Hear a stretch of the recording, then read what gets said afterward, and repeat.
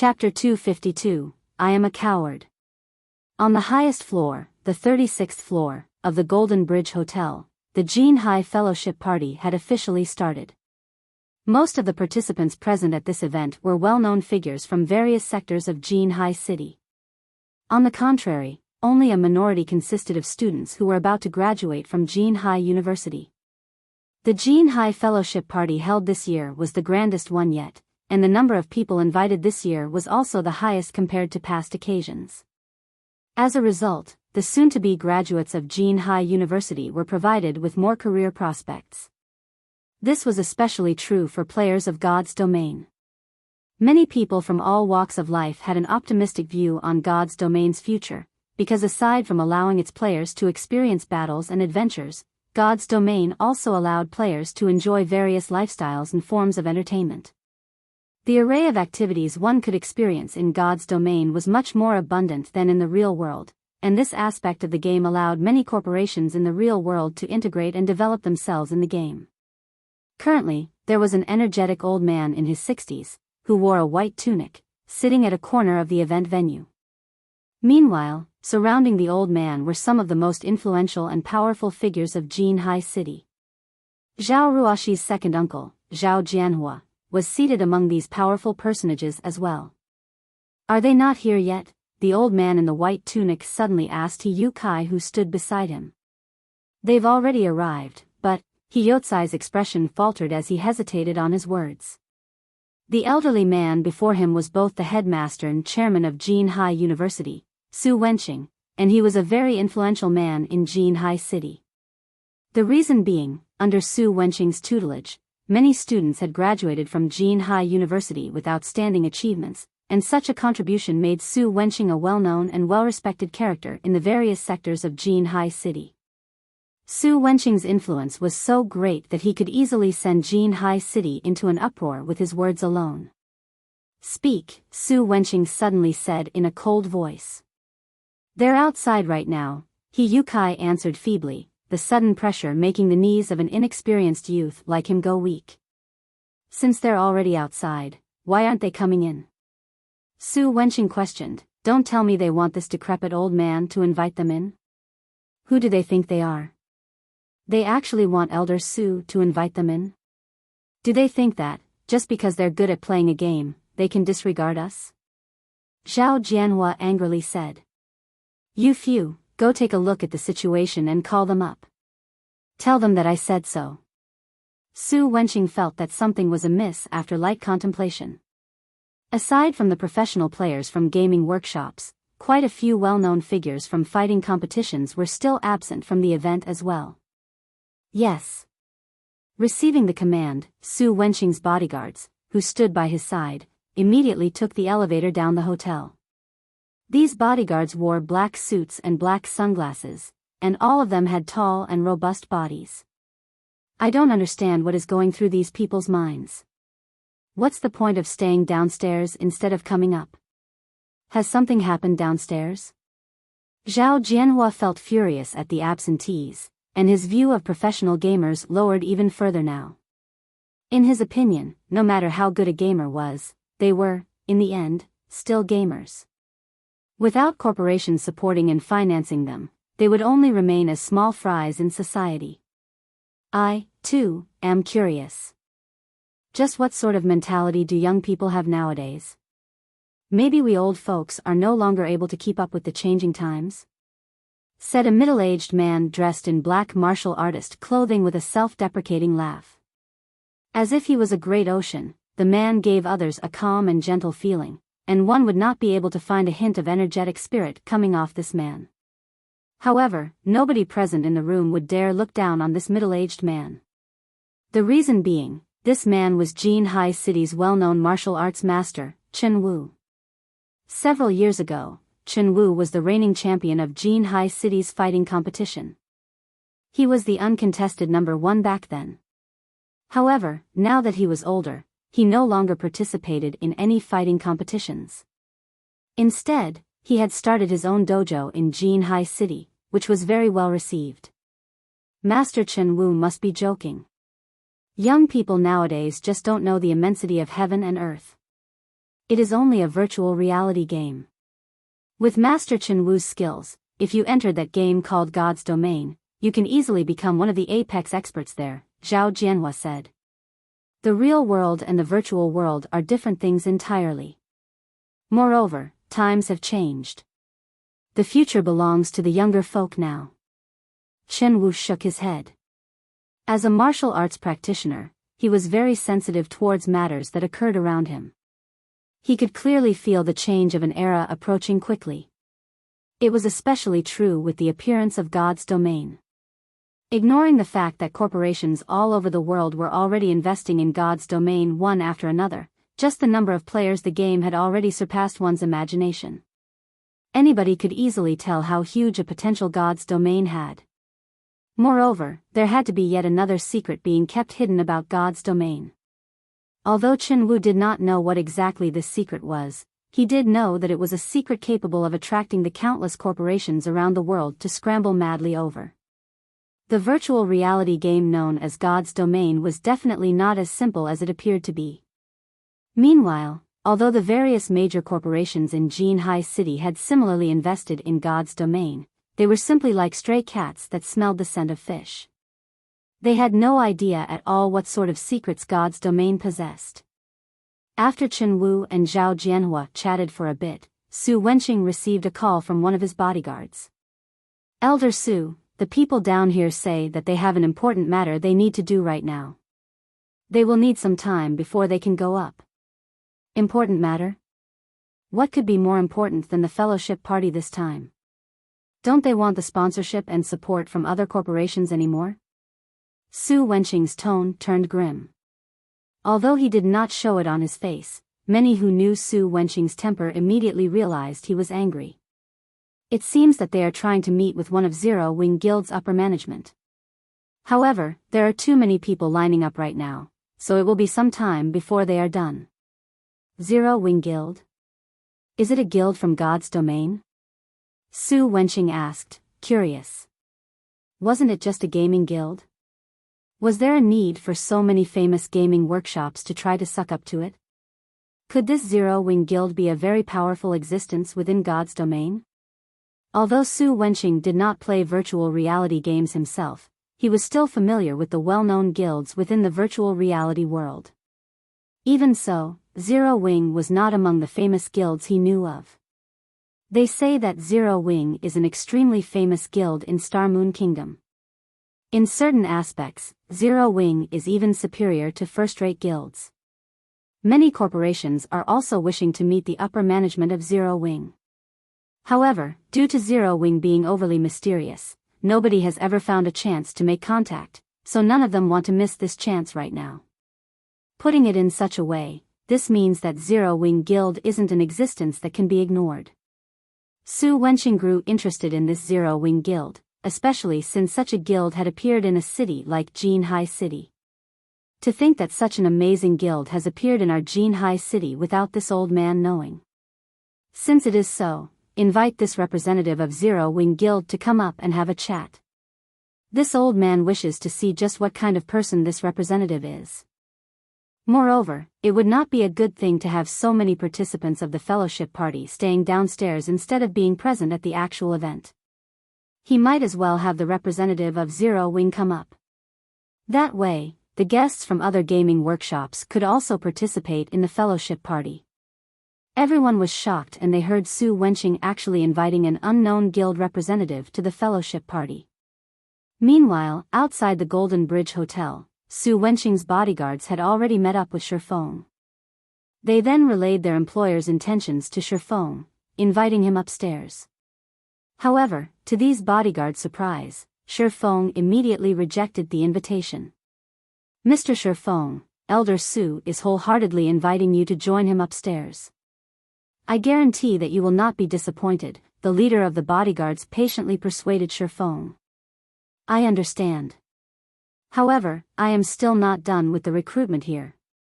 Also, even if I do agree, you'll have to ask the people lining up here if they'll agree to let me go. Shifeng smiled as he pointed at the long line in front of him consisting of over 1,000 people. He then continued, moreover, even if I am willing to go with you, someone inside will also chase me out again. I am a coward.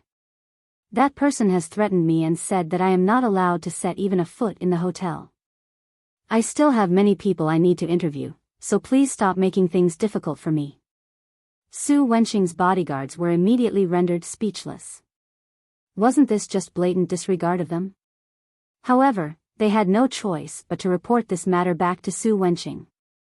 What? Someone is threatening him from entering? Su Wenqing couldn't help but laugh when he heard these words. He then said, "Then, tell him that, as long as this old man is here, I guarantee that nothing will happen to him in this fellowship party, and nobody will dare chase him out. However, he still says that he doesn't dare enter. He doesn't wish to be chased out for a second time," the bodyguard said helplessly. Chased out for a second time?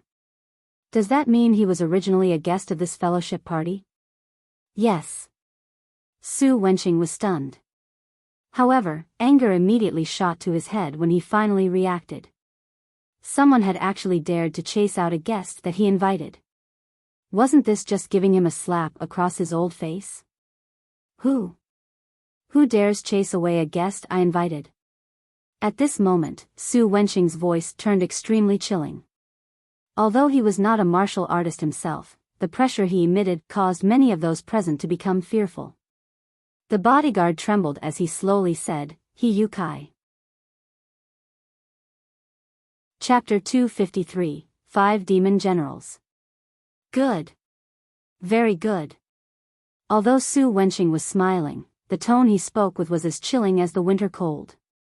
At this moment, even an idiot could tell that Su Wenqing was furious.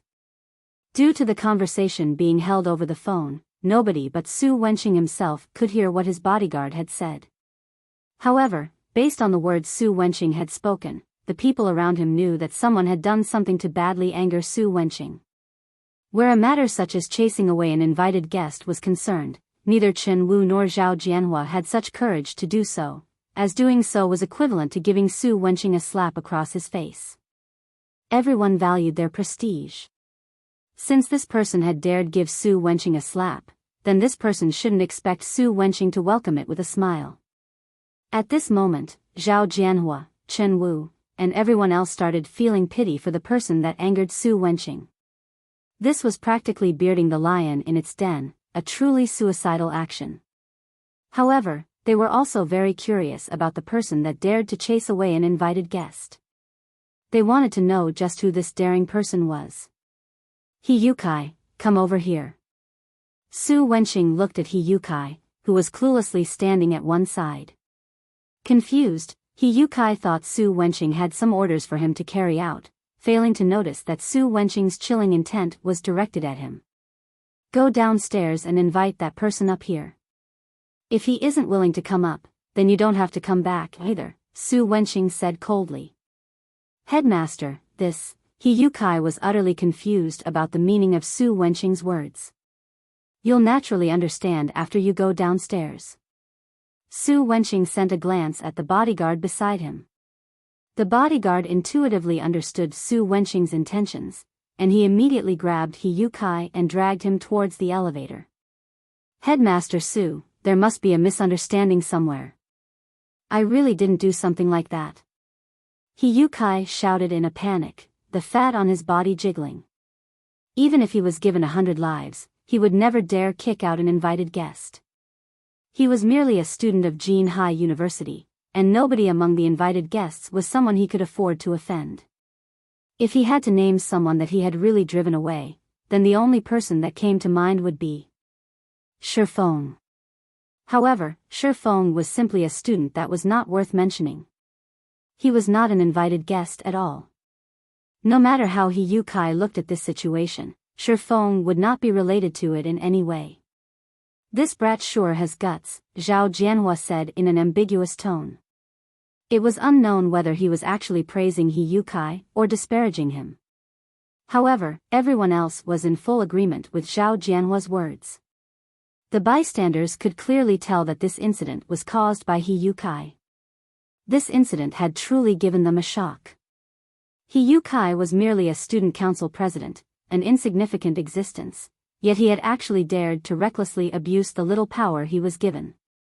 If he Yukai did not deal with this matter perfectly, then his best option to save himself was to pack up and leave Jinhai City.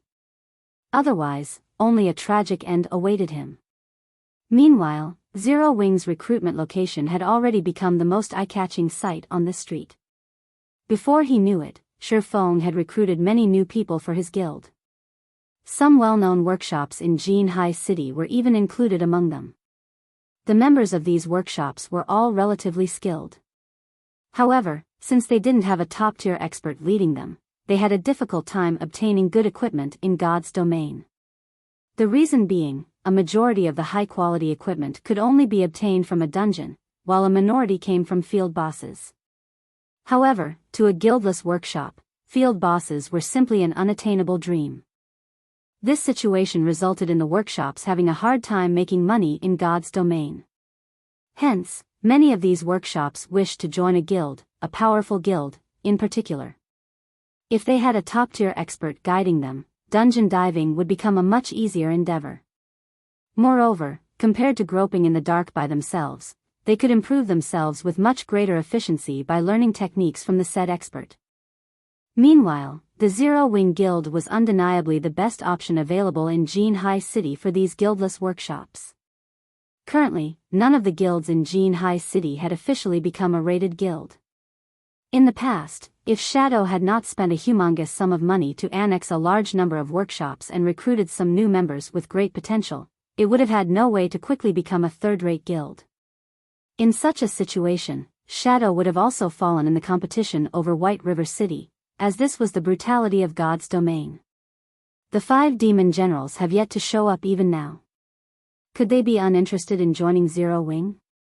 Shifeng had already interviewed several hundreds of people. However, not a single one of the 5 demon generals were actually among those hundreds of people. In the past, the 5 demon generals were the most powerful experts in Shadow. If their growth had not been limited by Shadow, they might have been promoted to a Tier 4 class or above. These 5 people also played an indispensable role in aiding Shadow in obtaining the 10 city-states. One could even say that Shifeng's main goal in attending this fellowship party was to recruit these 5 people. Don't tell me they're afraid of taking the interview? Shifeng felt that there was a very high possibility of such a thing happening. After all, the current 5 demon generals were obscure existences right now, nobodies in God's domain. If they concluded that they would not be accepted into Zero Wing, they would naturally avoid taking the interview altogether, saving themselves the humiliation when they got rejected.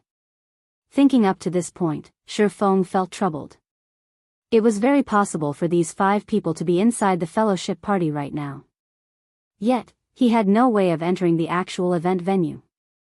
So, how should he go about recruiting those 5? Just as Shifeng was feeling distressed over this matter, Yukai came walking over. Why is it you? Yukai was immediately dumbfounded when he discovered the person he had been sent to invite actually turned out to be Shifeng. In Yotsai's opinion, Shifeng was simply an ordinary student. His and Su Wenqing's statuses were worlds apart from each other, and it was impossible for Su Wenqing to actually send a personal invitation to Shifeng. Yet, the impossible had actually happened now. Meanwhile, Shifeng couldn't help but shift his gaze to Yukai. Suddenly, he asked with a smile, "President He, what brings you here? Don't tell me you wish to chase me away from this street as well? This is a misunderstanding, a misunderstanding. Fellow student Shifeng, how could I possibly dare to chase you away? All of this is simply a misunderstanding. Previously, due to an error to the system, your information was not properly registered.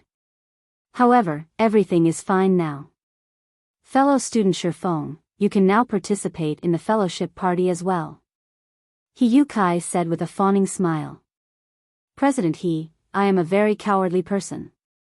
Previously, you yourself, President He, had said that, as long as I dare set even a single foot in the hotel, you would immediately chase me out. I truly do not dare provoke a personage such as you. I also feel quite comfortable staying here. If you don't have any other matters, then, please return to your event. I am still very busy right now." Shifeng smiled, shifting his attention away from He Yukai. Hearing Shi Feng's words, He Yotsai's face instantly paled. Even an idiot could make out the meaning behind Shi Feng's words. You chased me away without any hesitation before. Yet, now, you wish to invite me back. Do you think it's possible that I will agree? He Yukai really wished to say, it's possible. He Yukai was merely a student council president. Now that Su Wenqing had already spoken, if He Yukai did not deal with this matter properly, his future would be over.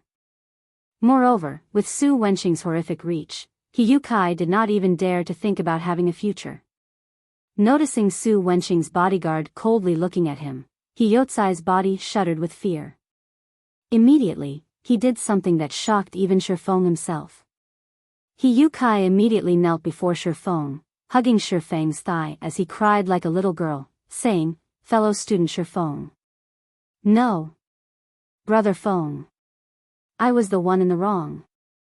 I have eyes but failed to recognize Mount Taishan too. I am deserving of death. How could I have been so blind to actually listen to the words of that bastard, Ling Failong? Brother Feng, I apologize to you. Please. If it can help cool your temper, please beat me up as much as you wish. As long as Brother Feng is willing to go upstairs with me." Shi Feng wasn't the only one shocked by He Yotsai's actions. Even the bystanders were dumbfounded by this scene. Did he really think he was invincible just because he was shameless? Chapter 254, The Young Will Surpass the Old. As expected, it was Ling Failong plotting behind the scenes. In truth, Shi Feng did not pay any attention to an insignificant character like He Yukai. He only wished to find out who was trying to make trouble for him. Since he was able to ascertain that it was indeed Ling Failong playing tricks on him, he no longer had any use for He Yukai. Alright, save your crocodile tears. I'll go up with you. However, my requirement is for you to clearly repeat the words you just said to Headmaster Su. Otherwise, pray for your own future, Shi Feng said calmly as he kicked He Yukai away. How could you do this to me? Instantly, He Yukai recovered his previous smiling appearance, making it look as if none of the embarrassing scene from before had actually happened. However, there was a hint of hatred hidden beneath his eyes as he looked at Shi Feng. He Yukai had already embarrassed Su Wenqing. If he told Su Wenqing of this matter, then he would be adding Ling Failong to the list of people he had offended. Moreover, Ling Failong was supported by Zhao Jianhua, who was an even more frightening existence. Even if Su Wenqing were to forgive him, Ling Failong and Zhao Jianhua would definitely not let him off. A wolf in front, and a tiger behind, even if he did not lose his life, his future would be ruined. Shi Feng was simply too cruel for wanting him to do such a thing. Why can't I do such a thing? I am only asking you to tell the truth. Now, tell me, what is your decision? Shi Feng smiled calmly, completely ignoring the poisonous glare He Yukai was sending him. What comes around, goes around. After some contemplation, He Yukai took a few deep breaths before coming to a decision. He then shifted his eyes toward Shi Feng, a malicious glint in his eyes as he said, I can agree to your demands, however, you must allow me to join Zero Wing. It seems that you still aren't clear about your current situation. You wish to discuss conditions with me? Then let me tell you, you only have two options right now. You either speak or don't. In my personal opinion, it's best that you speak the truth. At the very least, you will earn the pardon of Headmaster Su. Shi Feng then raised his brows, stating, my patience is limited. I will give you 3 seconds to consider. All right. I'll speak. He Yukai quickly made his choice. Compared to Ling Failong and Zhao Jianhua, he was even more afraid of Su Wenqing. After all, Su Wenqing's influence was simply too extensive. Soon after, Shi Feng followed He Yukai and Su Wenqing's bodyguard into the hotel and took the elevator up to the 36th floor. Shi Feng's arrival at the event venue immediately attracted a majority of the participants' attention. Due to Su Wenqing's rage, many of the guests present had already found out about the incident concerning Shi Feng. They were very curious to see just what sort of person warranted a personal invitation from Su Wenqing himself. Under the bodyguard's lead, Shi Feng and He Yukai arrived before Su Wenqing. When an ordinary youth in black sportswear appeared before them, everyone couldn't help but widen their eyes. They started attentively evaluating Shi Feng, intent on discerning the secrets hidden behind Shi Feng's ordinary appearance. To their disappointment, however, be it Shi Feng's attire or aura, both were similarly plain and ordinary. Shi Feng? Why are you here? Ling Feilong couldn't help but grow astonished. Originally, he had intended to use this fellowship party to form a deeper connection with Zhao Jianhua. However, he never imagined that Shi Feng could actually make it into the event. The current situation went far beyond his expectations. Everything has an exception to it, isn't that so? Shi Feng replied with a smile. Shi Feng, it's great that you made it. Originally, I planned to go down and look for you, but it seems that won't be necessary now. Zhao Ruoxi said excitedly when she saw the new arrival was Shi Feng. Were it not for Zhao Jianhua holding her back, preventing her from leaving, she would have long since left this boring fellowship party. Sitting beside Zhao Ruoxi, Zhao Jianhua immediately turned grim when he heard Zhao Ruoxi's words. Previously, Zhao Ruoxi had pestered him endlessly for him to let Shi Feng come up, angering him greatly. Never would Zhao Jianhua have thought that, not only did this commoner not give up, he had actually entered the event venue now. Didn't I tell the ones below not to let him in? How did he manage to get in? Zhao Jianhua's mind was filled with questions. He failed to realize that Shi Feng was none other than the Zero-Wing representative that Su Wenqing had invited. Young man, come over here and take a seat. This old man is called Su Wenqing, the current headmaster of Jinhai University. Su Wenqing slowly stood up and formally introduced himself. Shi Feng, a fourth-year student of Jinhai University, Shi Feng replied softly. You are a student of our school? Indeed, the young will surpass the old. So young, yet you've already entered the middle management of the Zero-Wing Guild, Su Wenqing said, slightly surprised. He did not believe Shi Feng had a very high position in the Zero-Wing Guild. However, normally, only those in middle management or higher had the right to recruit members. Shi Feng had yet to graduate from university, yet he had already managed to become a middle manager of a mysterious guild. In the eyes of commoners, this could be considered a great achievement. At the very least, Shi Feng was much more successful than most of the students present at the fellowship party today. Su Wenqing's amiable bearing and praise towards Shi Feng slightly surprised Chen Wu and Zhao Jianhua, who sat close to Su Wenqing. They never thought Su Wenqing would praise a younger generation like so, a plain and ordinary youth like Shi Feng, no less. For a second, they even thought that their ears were playing tricks on them. Even when faced with Zhang Luowei, the person with the brightest future in Jinhai University, Su Wenqing had simply said the words, not bad. Although they were shocked by the fact that a person like Shi Feng was a middle manager of a guild, an achievement like this did not warrant such praise from Su Wenqing himself. After all, Su Wenqing was a very influential character in Jinhai City.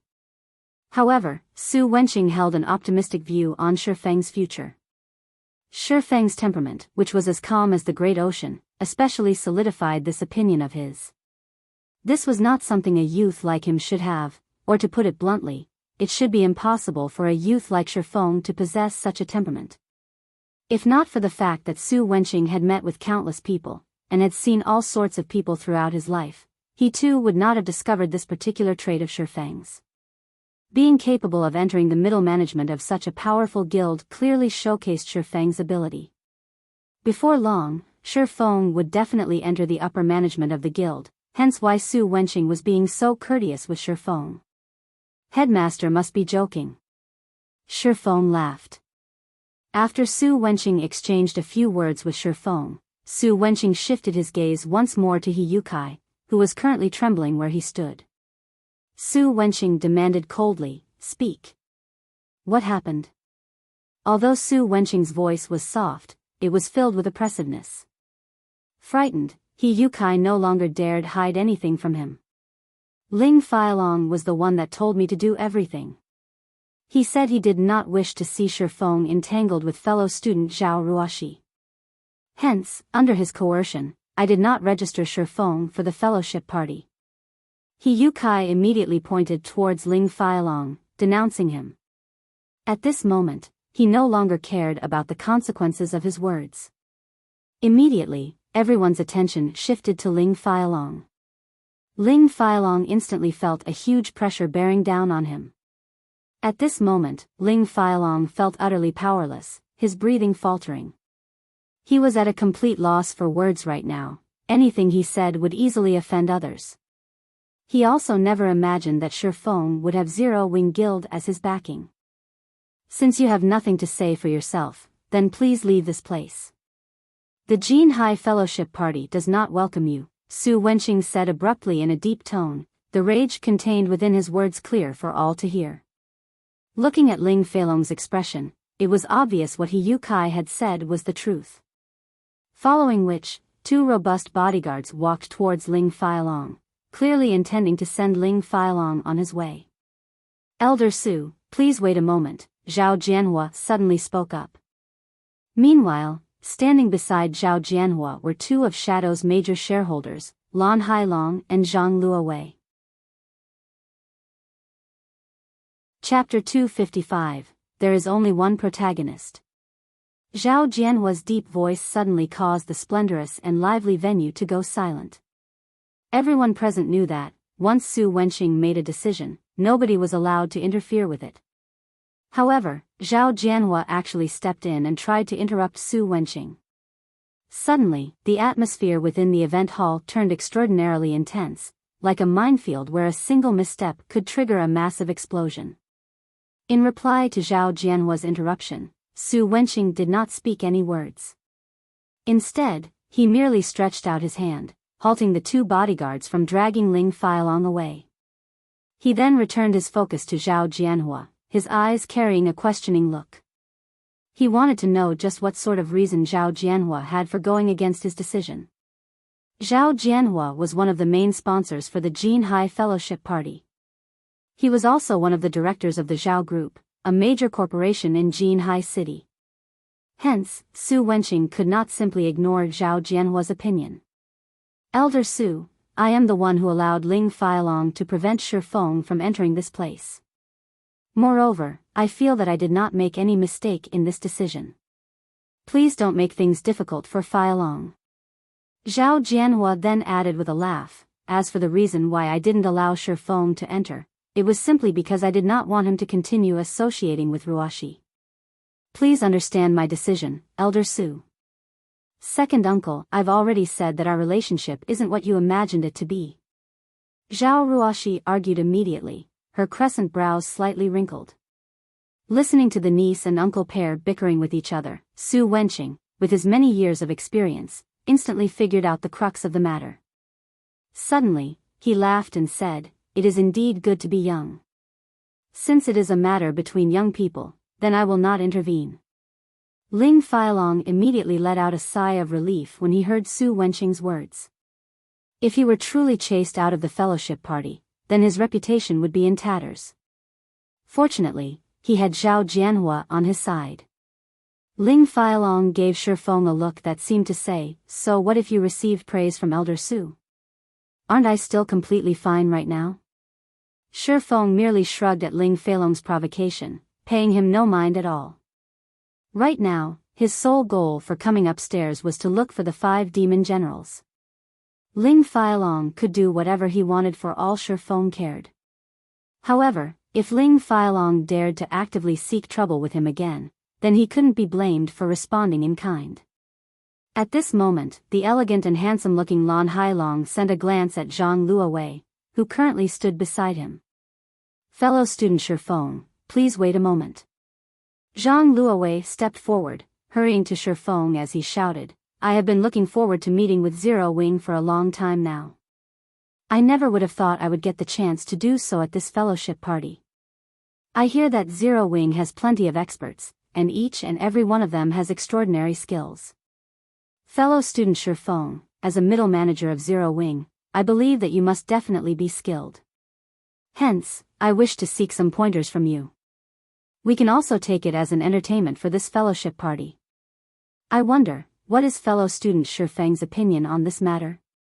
Hearing Zhang Luowei's suggestion, glints flashed through Su Wenqing's, Zhao Jianhua's, Chen Wu's, and everyone else's eyes. They felt that it was a good suggestion. However, they still chose to remain silent as this was a matter for the younger generation. It wouldn't be good for old folks like them to intervene. Among those who showed interest in Zhang Luowei's suggestion, Zhao Jianhua was the most eager for it to take place. Zhao Jianhua knew very well how amazing Zhang Luowei was.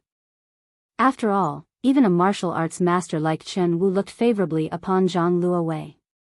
Within a few years, Zhang Luowei would definitely become the fighting champion of Jinhai City.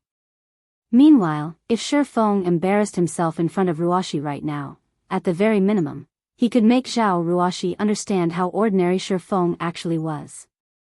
Once she knew that they were people of two different worlds, she might even decide to give up on her relationship with Shifeng. Is this going to be a martial arts competition? Excellent. To think that I'll get the chance to witness Jinhai University's champion fighter exchanging moves with an expert from Zero Wing. The money I paid to join this fellowship party is totally worth it. Anticipation started filling the eyes of everyone present within the event venue. Ha ha ha. Fellow student Shifeng, see how everyone is looking forward to an exchange between you and Luowei. It wouldn't be good to disappoint everyone, right? You can rest assured, though, since this is only an exchange of pointers, we won't go too far in this competition. We are only doing this to liven things up at this party, Lan Hailong chimed in with a laugh. He continued, I am also a board member of Shadow, and in regard to a guild as powerful as Zero Wing, I had always wanted to learn a thing or two from you all. I wish to take a look at the gap between us so that I can turn Shadow into a guild that would not lose out to Zero Wing. I hope fellow student Shifeng will not refuse this competition. The shrewd Lan Hailong was very good with his words. He had made the simple competition between Zhang Luowei and Shifeng sound as if it were a competition between Shadow and Zero Wing. Lan Hailong was clearly intending to use Zero Wing to raise Shadow's status. Originally, the protagonist for the fellowship party should have been Shadow Guild. However, that role had been hijacked by Shifeng midway, and now, Zero Wing had become the protagonist of the event. Moreover, Shifeng had also managed to recruit plenty of new members with good potential. Lan Hailong and Zhang Luowei naturally couldn't stomach such a scene occurring right before their eyes. Hence, they thought of using Shifeng as a stepping stone. That way, Shadow's fame at this event would instantly surpass Zero Wing. Moreover, Lan Hailong's plans weren't limited to just this one point. He also intended to publicize Shifeng's loss, allowing everyone, both inside and outside of God's domain, to know that an expert from Zero Wing had lost badly to a player from Shadow. At that time, Shadow's reputation would not lose out to Zero Wing by one little bit. As for Shifeng himself, he would definitely be expelled from Zero Wing after turning the guild into a laughing stock. This could be considered Lan Hailong's revenge on Shifeng for stealing Shadow's limelight at this event. Also, now that the event had become so lively, with so many people cheering and calling out Shifeng's name, Shifeng would not have an easy time declining the competition request. How could you say such a thing? Zhao Ruoshi asked, dissatisfaction in her tone. Shifeng is a gaming expert, not some fighting expert. What point would there be for the two of them to have a match with each other? Immediately, many people among the audience came to a realization. Although Shifeng was amazing inside a game, that did not mean he would be equally amazing at fighting in real life. Even if Zhang Luowei defeated him, that did not prove that Zhang Luowei was strong inside the game. Fellow student Zhao Ruoshi, you must be joking. God's Domain is a virtual reality game, and every aspect of the game is extremely realistic. I believe that anyone who has experienced combat in God's Domain would know this. Although being good at fighting in real life does not necessarily make someone good at the game, the same cannot be said for the opposite. If one is good at the game, then it shows that they are equally skilled at fighting in real life. In fact, I know just how amazing fellow student Shifeng is. After all, he was able to defeat Zhou Yuhu, the student who placed third in Jin Hai University's fighting competition. With such strength, it would be a pity for the two of them to not compete against each other. Lan Hailong smiled calmly. Contrary to his words, he had absolute confidence in Zhang Luowei obtaining victory. As for Shi Feng, although he was relatively powerful himself, he was definitely not a match for Zhang Luowei. The reason being, Zhang Luowei had already reached the standards of a professional. He was on an entirely different level when compared to Zhou Yuhu. What? That Zhou Yuhu was actually defeated by Shi Feng? No wonder he managed to become a middle manager of Zero Wing. As expected, Zero Wing is powerful. Many of those present in the event hall was shocked by this revelation, their anticipation towards the competition between Shi Feng and Zhang Luowei growing even more intense. It seems that I really can't underestimate young people. To think that he would choose to keep himself hidden despite possessing such skills.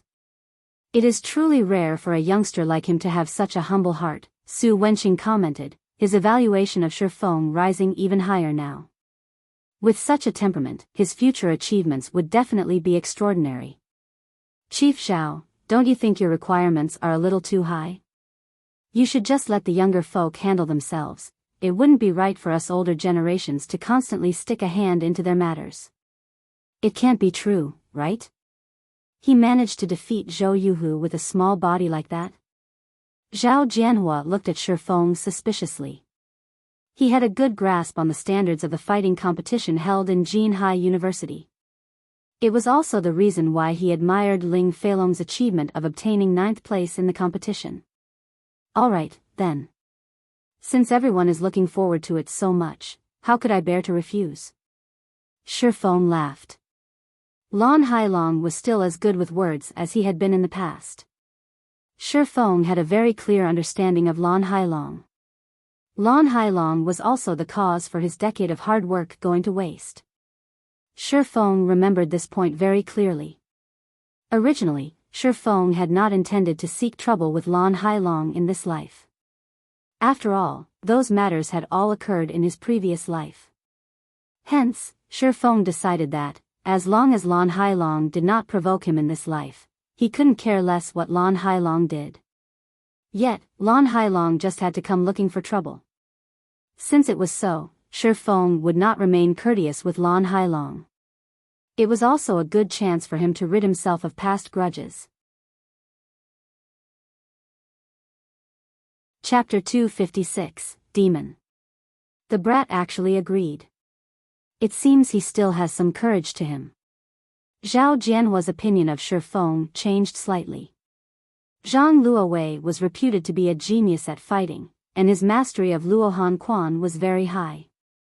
Many professional fighters were not even his match. Meanwhile, Shi Feng was only a gamer. Although his achievement of defeating Zhou Yuhu was indeed praiseworthy, when compared to Zhang Luowei, they were still on entirely different levels. Standing beside Zhao Jianhua, Zhao Ruoxi grew panicked. Why is this Shi Feng acting so foolishly? Zhao Ruoxi was inwardly speechless at Shi Feng's decision. Lan Hailong merely flattered him a little, yet he's already acting so cocky. Doesn't he know that Zhang Luowei is a real martial arts expert? Meanwhile, Ling Feilong stood at a distance, sneering at Shi Feng. He had personally witnessed Shi Feng's fight with Zhou Yuhu, so he knew Shi Feng was pretty skilled as well. However, he still had a long way to go before he was Zhang Luowei's match. Moreover, Zhou Yuhu had taken Shi Feng lightly the last time, resulting in him being caught off guard and losing to Shi Feng in one strike. If Zhou Yuhu had paid more attention to the fight, the final result definitely wouldn't have been so decisive. Currently, Shi Feng and Zhang Luowei were no longer fighting as individuals. Instead, they were representing their respective guilds in a competition. As long as Zhang Luowei defeated Shi Feng, in addition to Lan Hailong wantonly spreading the news about it, Shi Feng would definitely bring great shame to Zero Wing. This was also the part Lan Hailong was brilliant at. Death by overpraising. First, he endlessly praised Shi Feng and spoke of how amazing he was in front of everyone else. Then he made Shifeng sound as if he was representing his guild in this competition, turning this normal exchange into a contest between two guilds. Finally, once Zhang Luowei defeated this amazingly powerful Shifeng, Lan Hailong would use this piece of information to showcase just how amazing Shadow was. Even if Shifeng was a middle manager of Zero Wing, he would definitely still receive a heavy punishment. After all, this matter concerned the reputation of the guild. Lan Hailong's means were indeed cruel and decisive. As the audience started cheering and discussing the competition, the staff members of the event went ahead with preparing a fighting ring for the competition. Who do you think will win?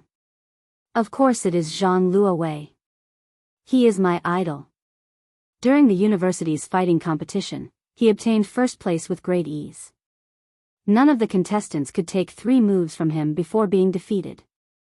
Although Shifeng is also very strong, he doesn't have much of a presence. I can feel nothing from him at all, as if he doesn't even exist. Zhang Luowei, on the other hand, is like a cruel and ferocious beast.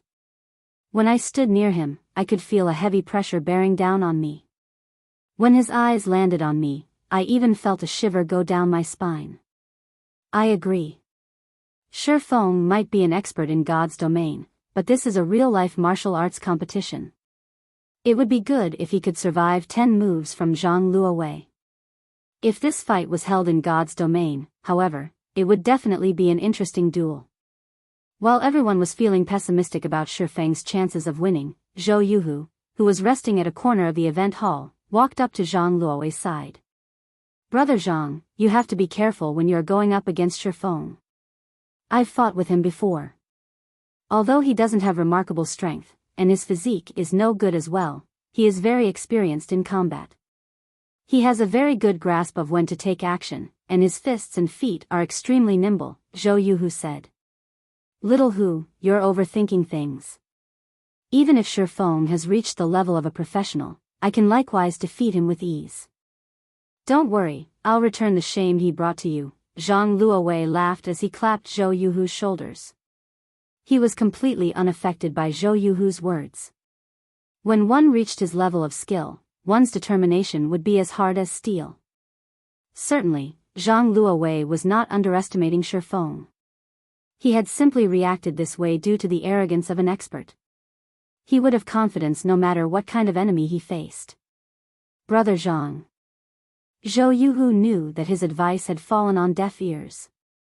However, only those who had personally exchanged moves with Shifeng would know how frightening he truly was. If Zhang Luowei was described as a ferocious beast, then Shifeng was like the great ocean. No matter how powerful a person was, they would be helpless in the face of Mother Nature. In truth, Zhou Yuhu had wanted to dissuade Zhang Luowei from having a competition with Shifeng. Only, after taking into consideration Zhang Luowei's prestige, he had instead chosen to warn him to be careful. However, his words had clearly been in vain. The staff members had very quickly enclosed an area for the martial arts competition. Although the fighting ring was somewhat smaller than one in an official setting, there was still a space of 100 square meters available. It was sufficient for 2 people to exchange punches and kicks with each other. Meanwhile, Su Wenqing, Zhao Jianhua, Chen Wu, and several other well-known figures in Jinhai City sat in the section closest to the fighting ring. Everyone else could only stand several meters behind them to observe the fight. In the ring, Shifeng and Zhang Luowei stood 5 meters apart from each other.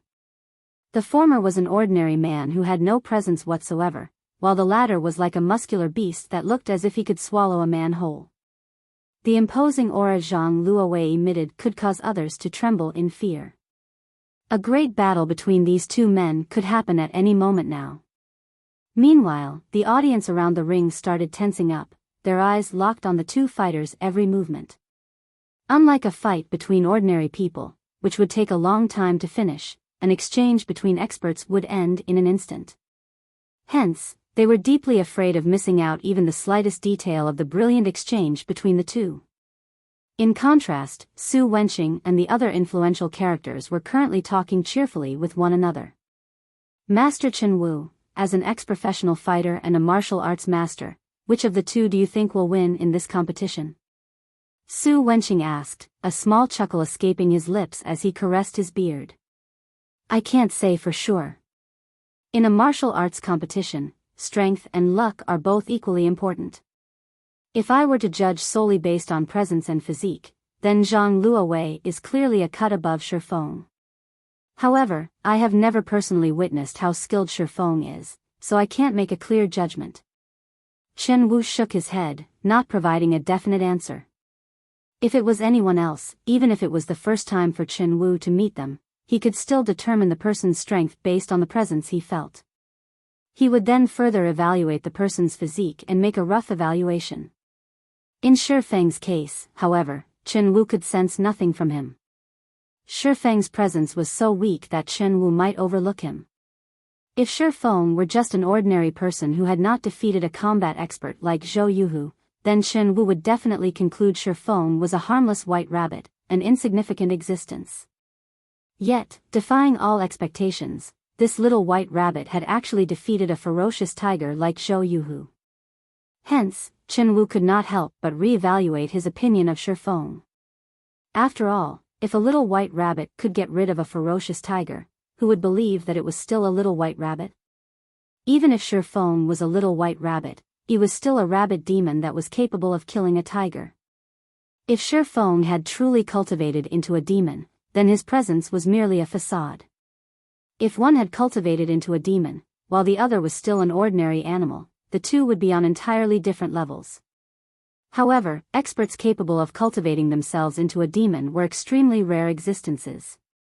The so-called cultivating into a demon did not refer to one becoming a demon physically, but spiritually. It also referred to wisdom.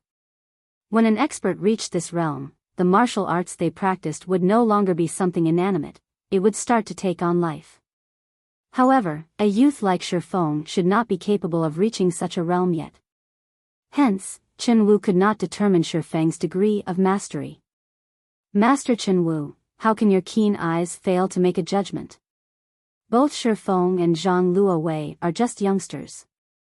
Although both of them can greatly improve in the future, you should have some indication of who will win, right? Zhao Jianhua refused to believe Chen Wu's words. After all, it was clear at first glance who was stronger, and who was weaker. Hence, Zhao Jianhua believed that Chen Wu was simply leaving some face for Shifeng. Unfortunately, Zhao Jianhua did not know that martial arts practitioners were usually forthright in their actions, even more so for a martial arts master like Chen Wu. He was always straightforward with his words, and he would never do something like twist his words around. He would only speak whatever was on his mind. While the few of them were having their cheerful conversations, the referee in the fighting ring sent a glance at both Shifeng and Zhang Luowei, before abruptly swiping his hand down between the two fighters. Immediately, he shouted, "Begin." Chapter 257, Extraordinary. The moment the referee gave the signal, Zhang Luowei took action and immediately charged at Shifeng. However, Zhang Luowei did not rush forth like a normal person would, as attacking in a straight line would be too plain and predictable. Instead, he zigzagged as he moved, his footwork constantly changing as he swiftly weaved his way toward Shifeng. If it were any ordinary person faced with Zhang Luowei's footwork, they definitely would not know how to react to it properly. They would be enthralled by Zhang Luowei's erratic footwork and allow him to close in on them. Aside from placing emphasis on footwork, Luohan Quan practitioners also stressed fast, accurate, and fierce punches. If one failed to block a punch from a Luohan Quan practitioner and received a hit to the chest, the battle would end right there and then. Meanwhile, as a person of this modern era, and also as a professional fighter, Zhang Luowei had an arm strength of over 100 kilograms. Receiving a punch from him would be no different from being smashed in the chest with a hammer. Humans were also not made out of metal. Even if they were, after receiving tens of smashes from a hammer, they would still turn into scrap metal, needless to say what would happen to a body made of flesh. With Zhang Luowei's physique, it would be no surprise if he broke most of Shifeng's ribs with a single punch, sending him flying back 1 to 2 meters away even. However, Shifeng was no ordinary person. Instead of retreating, he chose to advance and face Zhang Luowei head-on. Shi Feng utilized the swimming dragon steps as he strode forward, his feet moving as if the ground was completely frictionless. Shi Feng immediately slid towards Zhang Luowei, catching the latter off guard. Zhang Luowei never thought Shi Feng would actually know such nimble and irregular footwork.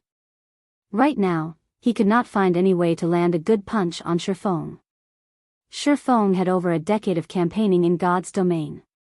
The combat experience he possessed far exceeded the imagination of an ordinary person.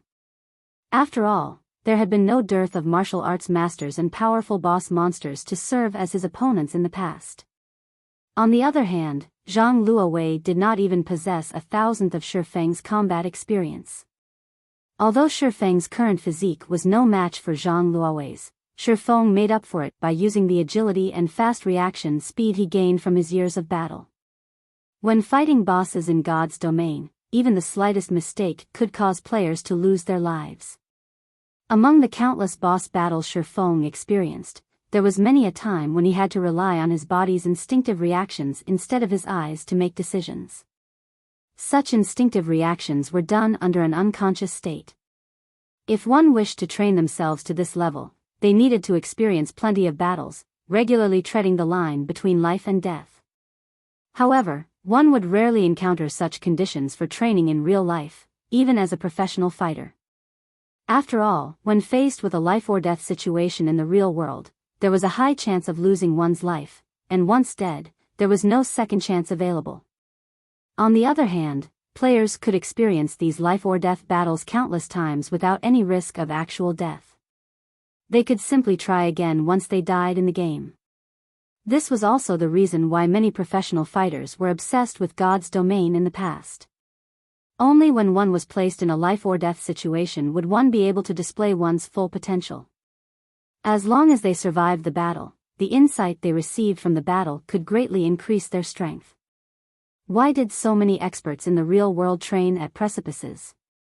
It was to experience the feeling of having their life hanging by a thread. They wanted to use the threat of death to stimulate their innate potential.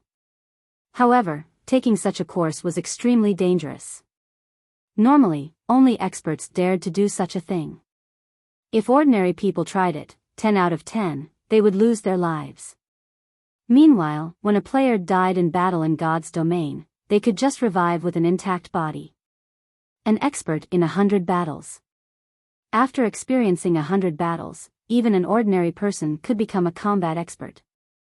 Meanwhile, in regard to the countless battles Shi Feng had experienced in the past, even an idiot could become a demon. Not to mention, Shi Feng had learned plenty of martial arts in the past. He had been a top-tier sword king in the past as well, and he had only been a thread away from being promoted to a tier 4 sword emperor.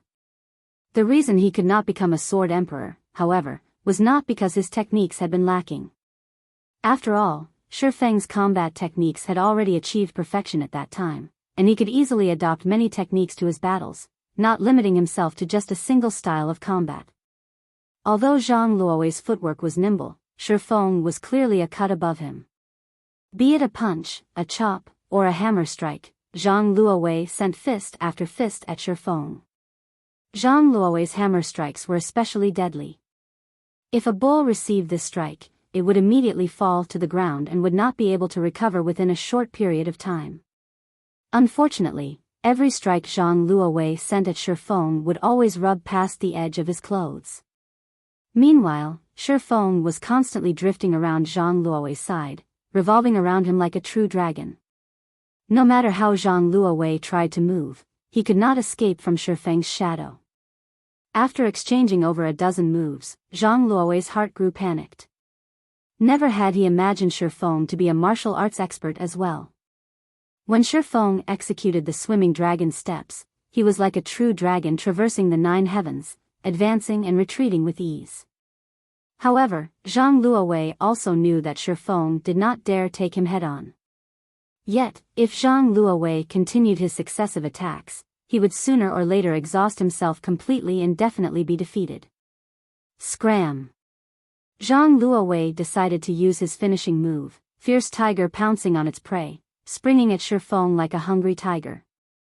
Shi Feng immediately moved his feet, effortlessly dodging Zhang Luowei's attack. Zhang Luowei took this chance to twist his body around, planting one of his feet forward as he swung his fists around, executing twin peaks piercing the clouds at Shi Feng's side. The moment Zhang Luowei's fists struck out, those close to the fighting ring could clearly hear the sound of wind whistling. If Shi Feng was struck by this move, he would be either dead or crippled. Contrary to expectations, Shi Feng reacted calmly and unhurriedly. He simply smiled in reply to Zhang Luowei's vicious attack. Putting strength into his toes, Shi Feng immediately did a flip in midair. He then executed the move Swimming Dragon Stable Strike, using his body's momentum to redirect Zhang Luowei's fists away, letting them strike nothing but air. Immediately afterwards, Shi Feng's fists opened up, and utilizing the centripetal force of his body's rotation, he struck the major artery on Zhang Luowei's neck with his palm. Before Zhang Luowei could properly react, he suddenly felt a chill at his neck, his breathing becoming difficult. Due to his brain receiving a shortage of blood, Zhang Luowei's limbs started to stiffen. However, Zhang Luowei was no ordinary person. He instantly knew he had received an attack from Shi Feng, causing the response of his four limbs to lag. As a last resort, Zhang Luowei rammed his head at Shi Feng, who was currently full of openings as he hung in midair. Zhang Luowei was fully intent on ending the battle in mutual destruction. If Shi Feng wished to attack him in this situation, Shi Feng would have to receive the ramming attack from him. Good. Shi Feng first felt surprise, then joy. Contrary to expectations, Shi Feng did not choose to retreat and give Zhang Luowei a chance to catch his breath.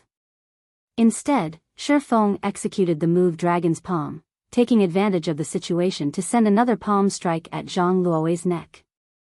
With this strike, Shi Feng immediately redirected Zhang Luowei's all-out charge, completely neutralizing the latter's attack. In addition, Shi Feng's attack was further fueled by the force of his body's rotation.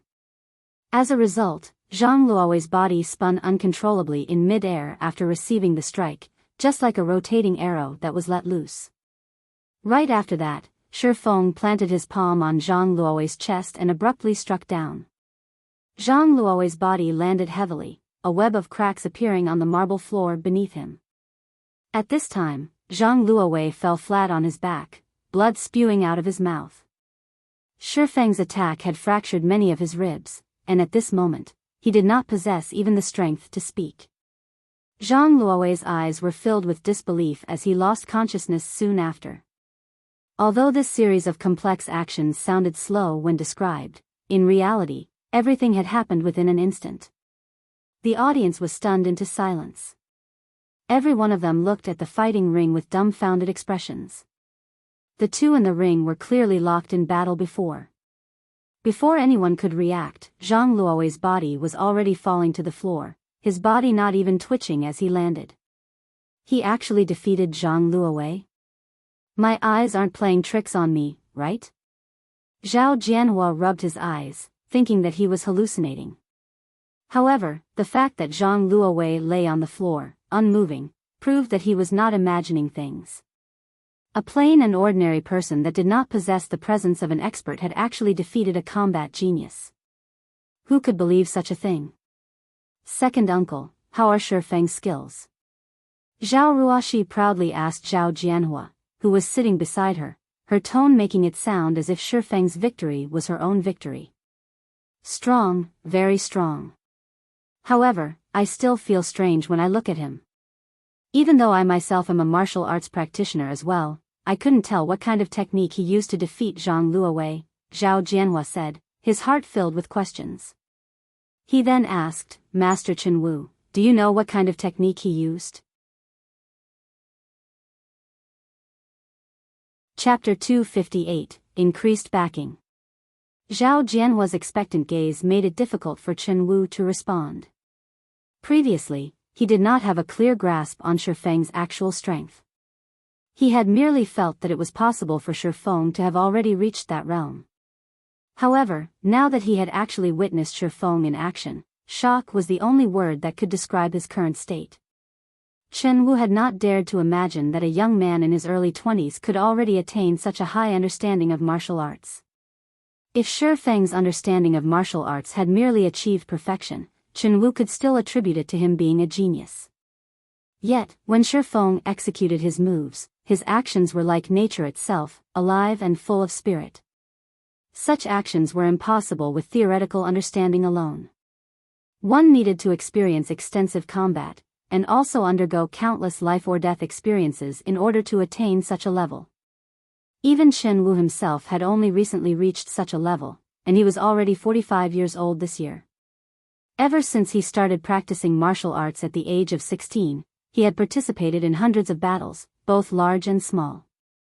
He had even entered actual battlefields before. He could only achieve such a level today after undergoing the baptism of these fields of blood.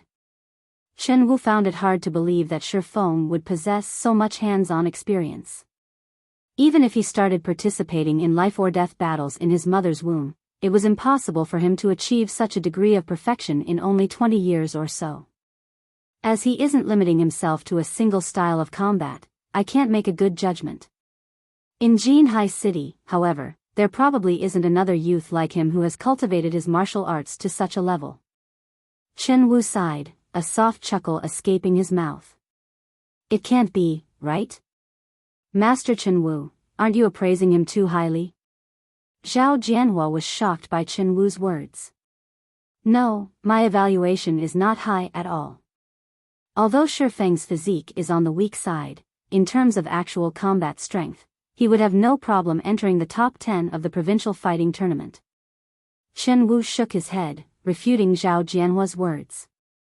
Chen Wu's words instantly shocked Su Wenqing and Zhao Jianhua. Although the champion fighter of Jinhai City could be considered a top-tier expert, on the provincial level, he would not amount to much. After all, there were tens of cities within a single province. Not to mention the top 10, even entering the top 30 in a provincial fighting tournament would be a difficult challenge. Yet, a martial arts master like Chen Wu was confident that Shi Feng could make it to the top 10. The listeners could not help but raise their evaluation of Shi Feng. In the past, Chen Wu had personally entered the top 3 in a provincial tournament, so he had a very good grasp on the standards of the fighters at that level. If Chen Wu said so, then Shi Feng did indeed possess the strength to enter the top 10 of the province. There were hundreds of millions of people within the province, and the number of fighters participating in the tournament was in the hundreds of thousands. If Shi Feng was capable of entering the top 10 out of so many participants, then his value would far exceed even that of the champion fighter of Jinhai City. In regard to a combat genius like Zhang Luowei, Zhao Jianhua, and the others only treated him as one of the younger generation. Although they looked favorably on him, it was not to the degree of placing actual importance on him. In Shi Feng's case, however, not only was it necessary for them to consider him someone of consequence, they also had to treat him as an equal when dealing with him. It seems that I have misjudged that little brat. He held such strength in his hands, yet he actually chose to keep it hidden. It is no wonder Ruoshi is placing such importance on him. At this moment, Zhao Jianhua no longer looked at Shi Feng with anger and contempt, on the contrary, admiration filled his eyes. He then shifted his gaze towards Ling Feilong who sat beside him, thinking in rage, this brat, on the other hand, actually dared to use me as a hatchet man. It seems he needs to be taught a lesson. Previously, Zhao Jianhua had a favorable opinion of Ling Feilong. He was also clear on the fact that Ling Feilong was trying to pursue Zhao Ruoshi. However, he did not block Ling Feilong's actions as the boy was indeed excellent. He had the qualifications necessary to pursue his beloved niece, Ruoshi. Now, however, Zhao Jianhua only felt loathing for Ling Feilong. At this point, even if Zhao Jianhua was an idiot, he could still tell that Ling Feilong had been using him all along. Previously, Ling Feilong had many a time commented on Shi Feng's shortcomings, his family's poverty, and how Shi Feng was constantly stalking Ruoshi. Ling Feilong had also mentioned that Shi Feng was often bullied by others, that he was a mediocre person, and so on. Now, however, it would seem that the situation was completely different from what Ling Feilong had made it out to be. In reality, Ling Feilong had no chance of being compared to Shifeng, hence why Ling Feilong slandered Shifeng, giving Zhao Jianhua a bad impression of Shifeng. Placing 9th in the university? That might be an impressive feat in Jinhai University, but against the backdrop of Jinhai City's fighting tournament, Ling Feilong would only amount to the standard of a fresh contestant. Meanwhile, there were hundreds of such new contestants participating in the city's fighting tournament every year. If placed in a provincial tournament, not even a hint of Ling Feilong's shadow would be found. As it were, the gap between Ling Feilong and Shifeng was like the gap between heaven and earth. It seems that my eyes are really growing bad. Indeed, just like Elder Su had said, young people should be left to deal with their own matters. Zhao Jianhua no longer planned to interfere in the matters between Shifeng and Zhao Ruoxi, intending to let nature take its course. As for what the final result would look like, that would depend on Ruoxi herself. Soon after the martial arts competition ended, Shifeng had undeniably become the main protagonist of the fellowship party this time around. Many students from the university came over to greet Shifeng, hoping to form a connection with him. By contrast, although Zhang Luowei clearly lay unconscious on the floor, not a single person bothered to check up on him, not even his associate Lan Hailong. Although Shifeng had long since known about Lan Hailong's personality, he still couldn't help but sigh when he saw this scene. Such was the fickleness of human nature. However, Shifeng did not sympathize with Zhang Luowei, because Zhang Luowei was also such a person. In the past, Shadow had recruited plenty of new players with good potential. Just when they were about to enter a period of rapid development, a sudden dispute occurred between Zhang Luowei and Lan Hailong. As a result of that dispute, the two had broken off all relations with each other, and Zhang Luowei had chosen to leave Shadow for good. To add insult to injury, Zhang Luowei had also drawn away a significant number of experts from the guild when he left to join World Dominators. Shadow received massive damages due to his actions. If such a split had not occurred in the past, Shadow would not have lagged behind in its development and remained a third-rate guild. Only after Shifeng had taken over as guild leader did Shadow gradually start to develop into a top-tier second-rate guild. Yet, in this life, things were completely different. Originally, Shifeng had planned to pay a huge price to compete for talent against Shadow. Now, however, it would seem that all his plans were unnecessary. Zhang Luowei had suffered an overwhelming defeat, causing everyone's opinion of Shadow to fall significantly. By contrast, Zero Wing had become the sole target of the audience now, and Lan Hailong could do nothing but gnash his teeth at this development. If Lan Hailong had known from the beginning that Shifeng was so powerful, he definitely would not have agreed to Zhang Luowei having a match with Shifeng. At the very least, he could still have recruited some experts or new players with good potential. Now, however, he had lost all drawing power in this event. He could only choose from the leftovers of Zero Wing. Fellow student Shifeng, do you think I can join Zero Wing? Even an outer member of the guild is fine. Hello, I am Yi Wumian, the president of Jinhai City's #1 workshop, Green Leaf. I wish to let my entire workshop join Zero Wing. I wonder if Brother Shifeng will be willing to accept us.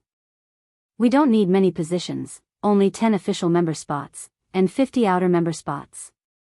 Just as Shifeng restarted his guild recruitment, the elite students of the university quickly surrounded him. There were also plenty of workshop representatives and professional fighters trying to meet with him. Among all these requests to join his guild, the most shocking one was the request from Green Leaf Workshop. In the past, Green Leaf Workshop had completely ignored Shadow's attempts at recruiting them, and they had instead established their own guild. After doing so, they had managed to obtain the aid and sponsorship of several corporations, becoming a third-rate guild in God's domain.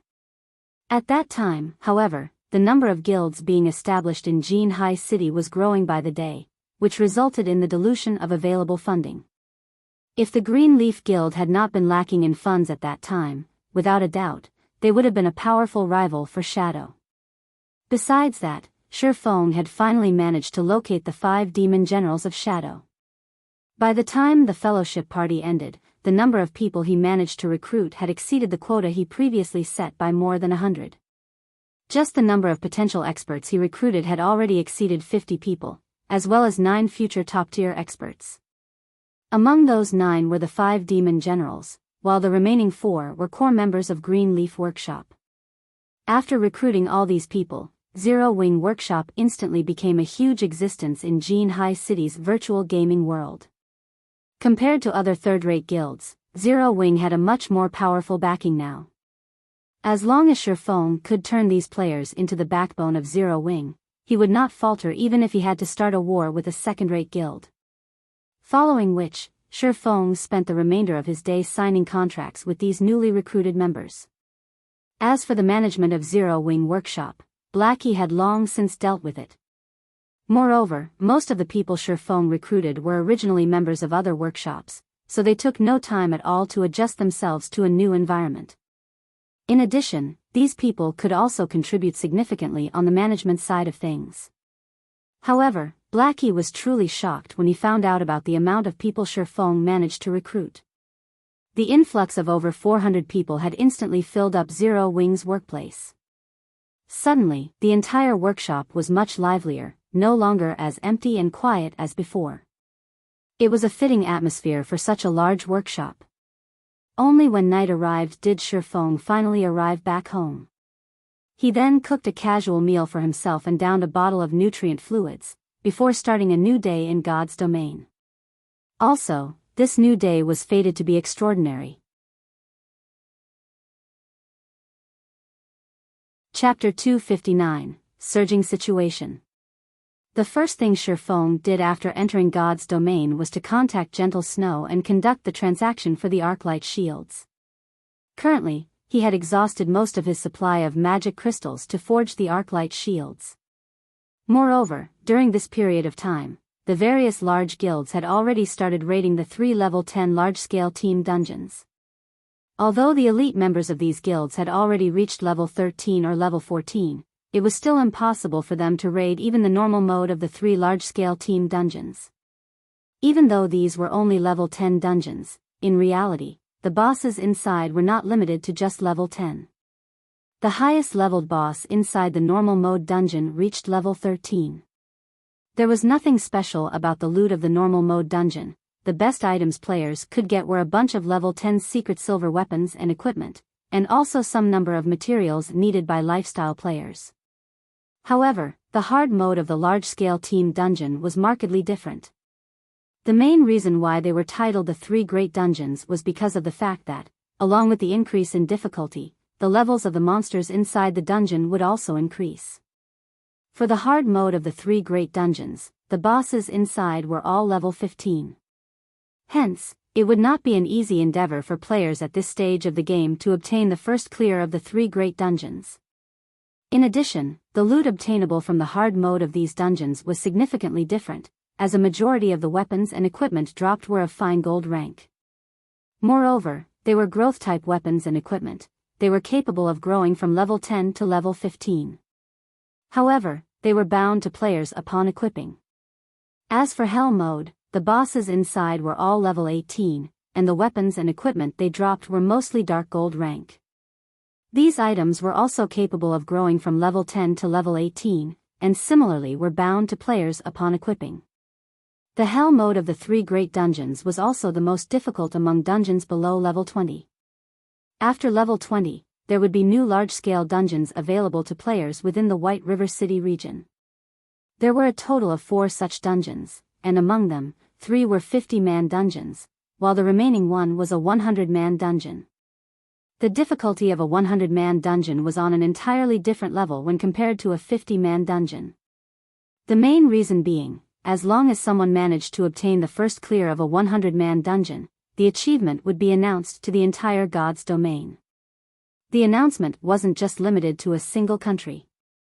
In other words, this achievement would be seen by the 2 billion players that were playing God's domain. In addition, the achievement would be recorded in the epic list of God's domain, allowing everyone in God's domain look at it. However, it was extremely difficult for players to obtain the first clear of a 100-man dungeon. Even Shifeng himself did not have a strategy to raid it. Gentle Snow pushed open the doors of one of the parlors of the Starstreak trading firm and entered the room. Gentle Snow's equipment now was quite different from the last time Shifeng had met with her. Most of the equipment she had on were of secret silver rank. Among them, the silvery white greatsword that she carried on her back was even of fine gold rank. Currently, Gentle Snow had already reached level 16. It was obvious that she had been grinding non-stop, night and day, to reach such a level. "Let's hurry up and make the trade," Gentle Snow said impatiently, not bothering to even take a seat. "It seems that you are in quite a hurry, Miss Snow. Did something happen?" Shifeng asked curiously. This was a transaction involving fine gold-ranked shields. It was definitely a matter of utmost importance. However, it seemed that Gentle Snow had an even more important matter to attend to. "It's nothing much. I just heard that Dark Star has already reached the second-to-last boss of the Land of Death, so I wish to be done with this trade quickly. In a moment, I'll need to head to the Land of Death as well." Gentle Snow did not try to hide the reason for her distress. The number 1 guild in White River City was actually a step behind Dark Star, a third-rate guild, in terms of raiding one of the 3 great dungeons. How could she not feel anxious? They sure are fast. Since when did Dark Star possess such powerful experts? Shifeng felt something fishy about Dark Star. First, it had annexed over 10 unrated guilds. Now, a group of experts had appeared in its ranks. Its raiding progress of the 3 great dungeons was even faster than Ouroboros's. It should be known that Ouroboros was the current number 1 guild in White River City. Moreover, in order to better develop the guild in White River City, Gentle Snow had transferred over many experts stationed at Starmoon City. She had even requested for a party from the God-slaying army to be sent to White River City, and each and every member of the God-slaying army was a top-tier expert. Yet, even when these top-tier experts were led by great experts such as Gentle Snow and Zhao Yueru, they still were not a match for Dark Star. Each of the 3 great dungeons had 5 bosses. Meanwhile, Dark Star had already cleared up to the 4th boss, while a powerful team like Ouroboros was only at the 2nd boss.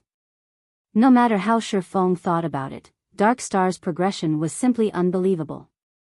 The difference between second-rate guilds and first-rate guilds lay in the quality of their experts.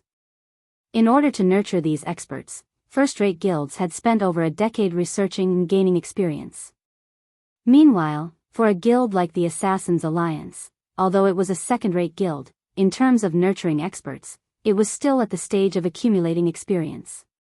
Compared to a first-rate guild, they were on entirely different levels. However, what did Dark Star amount to? Moreover, Shifeng had made Dark Star an enemy of the first-rate guild Twilight Echo. Yet, nothing had actually happened to Dark Star. Shifeng had received no news of anything happening to it. On the other hand, Twilight Echo had done something so unbelievable that even Shifeng himself was shocked. The guild had actually paid the 50 million credits willingly to Shifeng. Thinking up to this point, Shifeng felt that the power supporting Dark Star from behind was far stronger than he had imagined. Twilight Echo must have discovered something about Dark Star for it to willingly pay up the 50 million credits. Here are 200 magic crystals. Here are the 4 arclight shields, please verify them. Gentle Snow was no longer in the mood to discuss Dark Star. She immediately called out her trade window. Shifeng, likewise, tactfully stopped speaking of this topic. Seeing Gentle Snow in such a hurry, it seemed that Dark Star was putting quite a pressure on her. It was possible that Gentle Snow's worries were not just limited to the dungeon, there should be some other matters troubling her. In any case, this had nothing to do with Shifeng. Of course, if Gentle Snow was willing to reveal her troubles to him, Shifeng would naturally offer a helping hand, as a friend. However, Gentle Snow chose to keep quiet about them, so Shifeng could only remain silent as well. Moreover, these 4 arclight shields should provide quite an upgrade to the MTs of Gentle Snow's team. They should have no problem surpassing Dark Star if they had these shields. The moment Gentle Snow inspected the attributes of the arclight shields, her eyes immediately glowed, a hint of joy surfacing on her face. Excellent. The attributes on these arclight shields are simply too good. I will need 2 more of these items. I wonder when you will be able to finish them for me. At this time, excitement was evident on Gentle Snow's face. With these 4 shields, they would definitely have no problem clearing the second boss. The success rate for producing these shields is simply too low. I will need around half a day's time to complete 2 of them, Shifeng replied after giving it some thought. Then, I'll visit again in half a day's time. You better not sell them to anyone else. Gentle Snow nodded her head. She then left the parlor hastily. Shortly after Gentle Snow departed, Fire Dance arrived at the Starstreak trading firm. Guild leader, we've already finished our dungeon raiding preparations. We can head to the demon's castle at any time. Fire Dance looked at Shifeng with passionate eyes. She couldn't help but wish she could immediately show Shifeng how amazing the team she managed was. It's a little too early for that right now. The Demon's Castle is a 20-man team dungeon. You should also know that Zero Wing Workshop has recently recruited a new batch of members. On average, the level of these players are quite low. There are even some who have just made their accounts and entered the game. I want you guys to power level some of them, bring them up to level 15 quickly, and form a main team to raid the Demon's Castle, Shifeng said with a smile, passing Fire Dance a name list. Originally, Shifeng had intended to have Aqua Rose send some of her subordinates over to aid them. However, most of her subordinates were currently managing the new recruits of the guild. In addition, Aqua Rose's group was also in the midst of raiding 10-man and 20-man dungeons to upgrade their equipment, preparing themselves to raid the 3 great dungeons. They had neither the time nor energy to help him raid the Demon's Castle. Hence, Shifeng planned to form a main force for the guild. He could not let the 9 top-tier experts he just recently recruited go to waste, so he decided to let Fire Dance and the others carry them. I understand, Fire Dance answered with disappointment. However, when she thought about how Shifeng was willing to let her lead even more players and, in addition, become the leader of the guild's main team, she couldn't help but grow joyous. After all, this showed that Shifeng acknowledged her abilities. Oh, right. I nearly forgot to give these things to you. Just as Fire Dance was about to turn around and leave, Shifeng tapped his head and suddenly called out to her. Chapter 260, Top 6. Fire Dance halted her steps and turned around to look at Shifeng. She immediately noticed that Shifeng had brought a few items, and each and every one of them had a golden glow surrounding them. They certainly did not look like ordinary items. This pair of daggers is for you. There's also this shield for Cola. Tell him to make sure he lives up to this shield. Shifeng traded the 3 items to Fire Dance. Of these, the pair of daggers were none other than the fine gold-ranked Ice Thorn and Raging Flames dagger that Shifeng won at the Blackwing auction. As the team leader of the guild's main force, Fire Dance's equipment naturally should not lose out to others. These 2 daggers were just right to give a boost to her current equipment. In addition, there was also the dark gold-ranked Arclight Guard. If Cola equipped this shield, no other Guardian Knight in White River City could even hope to match him. Fire Dance was instantly mesmerized by the attributes of the 2 daggers. Although the daggers she currently used were of relatively good quality, when compared to the Ice Thorn and Raging Flames dagger, the difference was like silver and gold. Fire Dance swapped out her old daggers for the new ones right away. The streaks of white and red hanging on the sides of Fire Dance's willowy waist looked extremely captivating. I've already instructed the 9 players to head to the appointed location. You just need to fetch them and help them level up, Shifeng said. I understand, guild leader. Fire Dance nodded her head, a smile on her face. She then took hold of her new daggers, brandishing them, the impatience in her eyes clearly showing her eagerness to test out her new weapons. After Fire Dance left the parlor, Shifeng headed to his forging room on the 4th floor. Now that he had received a new batch of magic crystals, he would naturally resume forging more Arclight shields. As time slowly passed, unknowingly, the competition at the 3 great dungeons of White River City grew even more intense. Dark Star, which was at the forefront in terms of progression, finally started raiding the final boss of the Land of Death.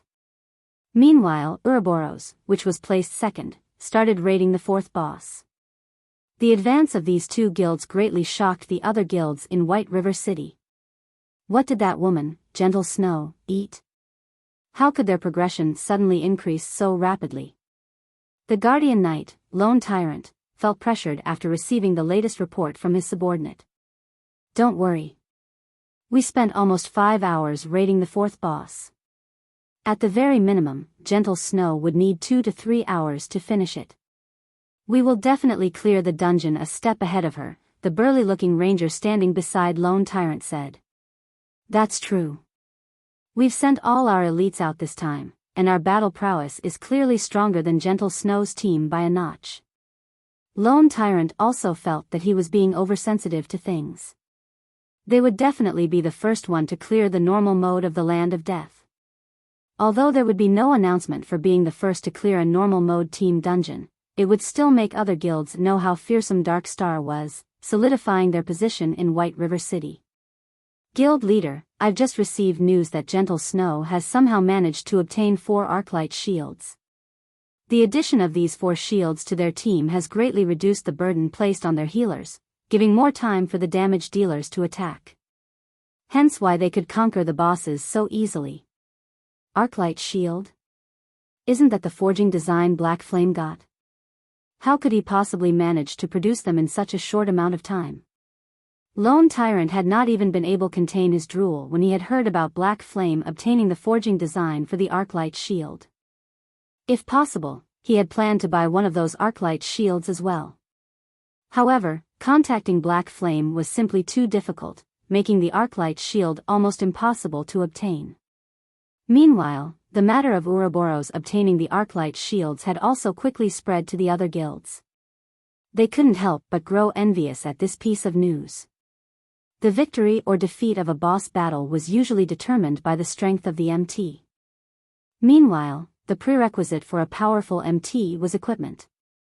It was especially true for the shield the MT used. Currently, only a few main MTs of the various large guilds possessed secret silver-ranked shields. However, despite having such a shield, these MTs still had a very hard time tanking the bosses of the 3 great dungeons. If they could swap it out for a fine gold-ranked shield, it would undeniably reduce the pressure placed on them, instantly reducing the difficulty of the raid by a large margin. Ouroboros was the best proof.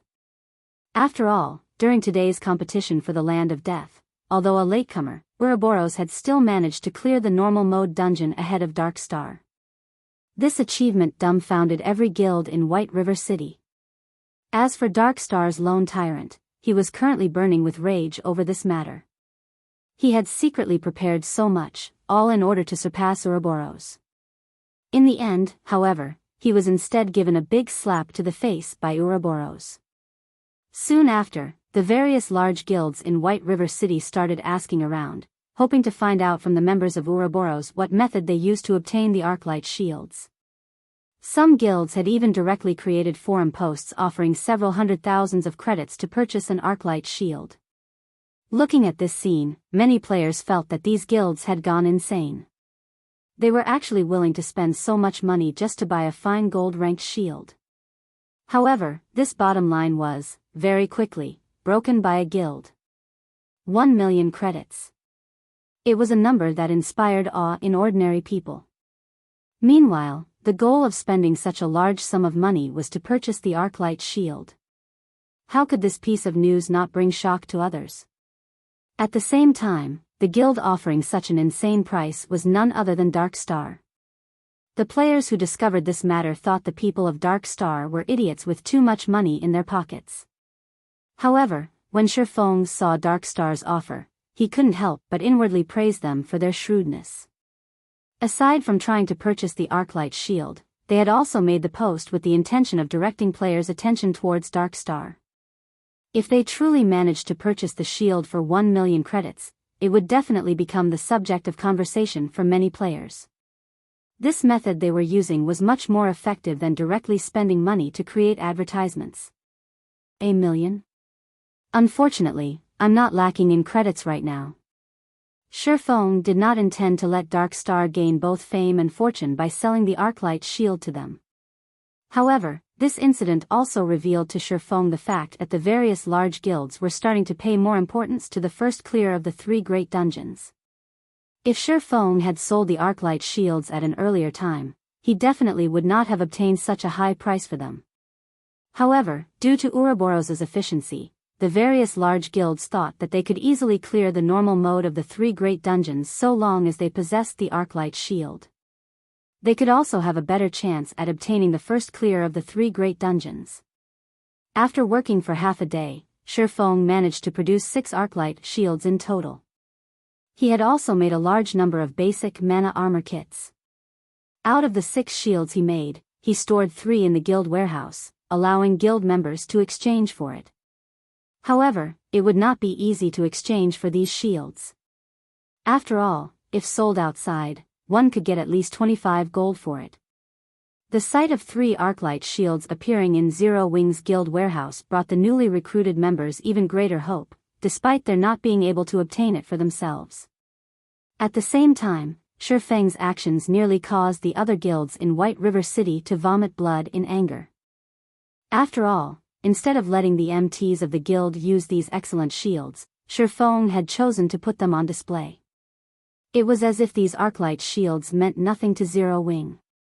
Just recently Zero Wing created a sensation throughout White River City. Now, its member count had already exceeded 5,000. It also had the 8 great experts holding down the fort for them. Zero Wing's strength could no longer be categorized within the levels of only second-rate or third-rate guilds. Now that Zero Wing caused another sensation in White River City, many players could not help but reevaluate their opinion of Zero Wing. When players tried to further investigate Zero Wing, they were immediately shocked by what they found. Not only was Zero Wing home to the 8 great experts, it also had Aqua Rose, a great expert who was no weaker than the snow goddess, Gentle Snow. In addition, there was also a rumor that the leveling expert, Shifeng, was overseeing the guild. With so many experts there, Zero Wing's strength within White River City did not lose out to the 3 first-rate guilds in the slightest. Although it was weaker than the first-rate guilds in terms of dungeon rating, it had an extremely huge potential for growth. Unwittingly, Zero Wing had become publicly acknowledged as one of the top 6 guilds in White River City.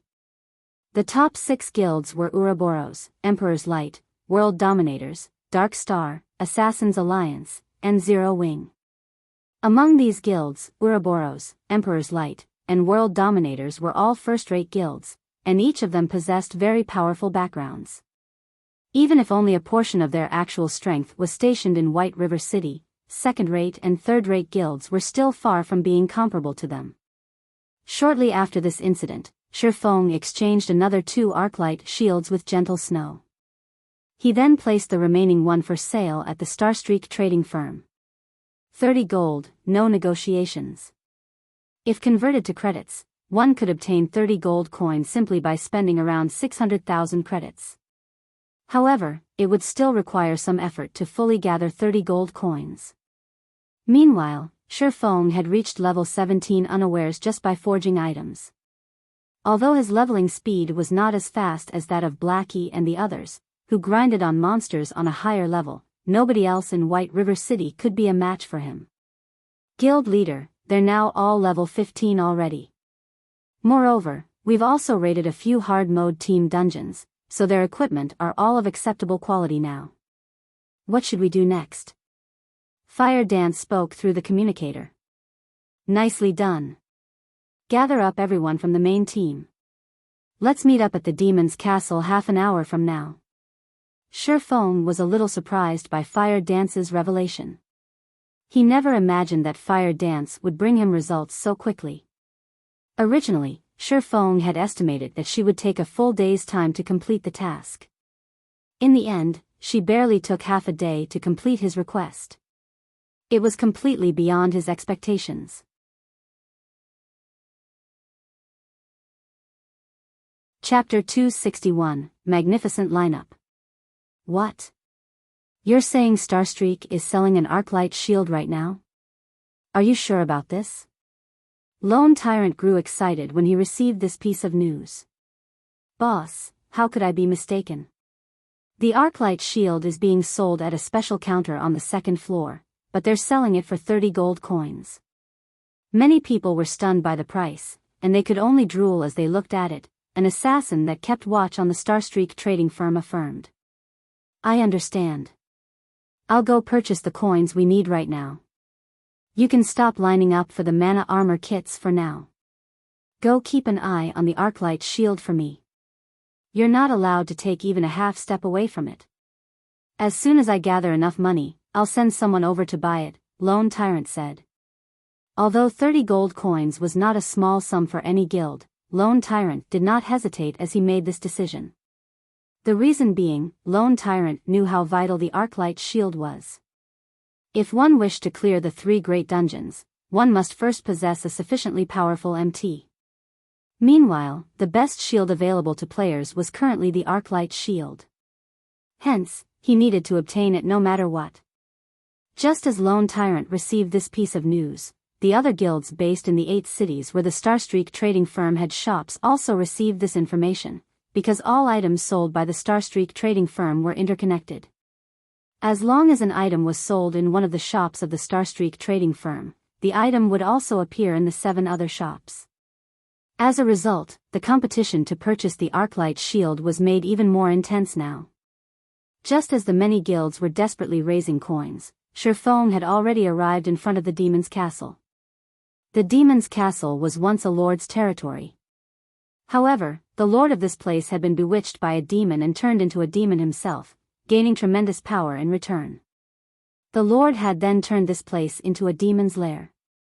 Now, the area surrounding the demon's castle was filled with level 15 or so demonkins.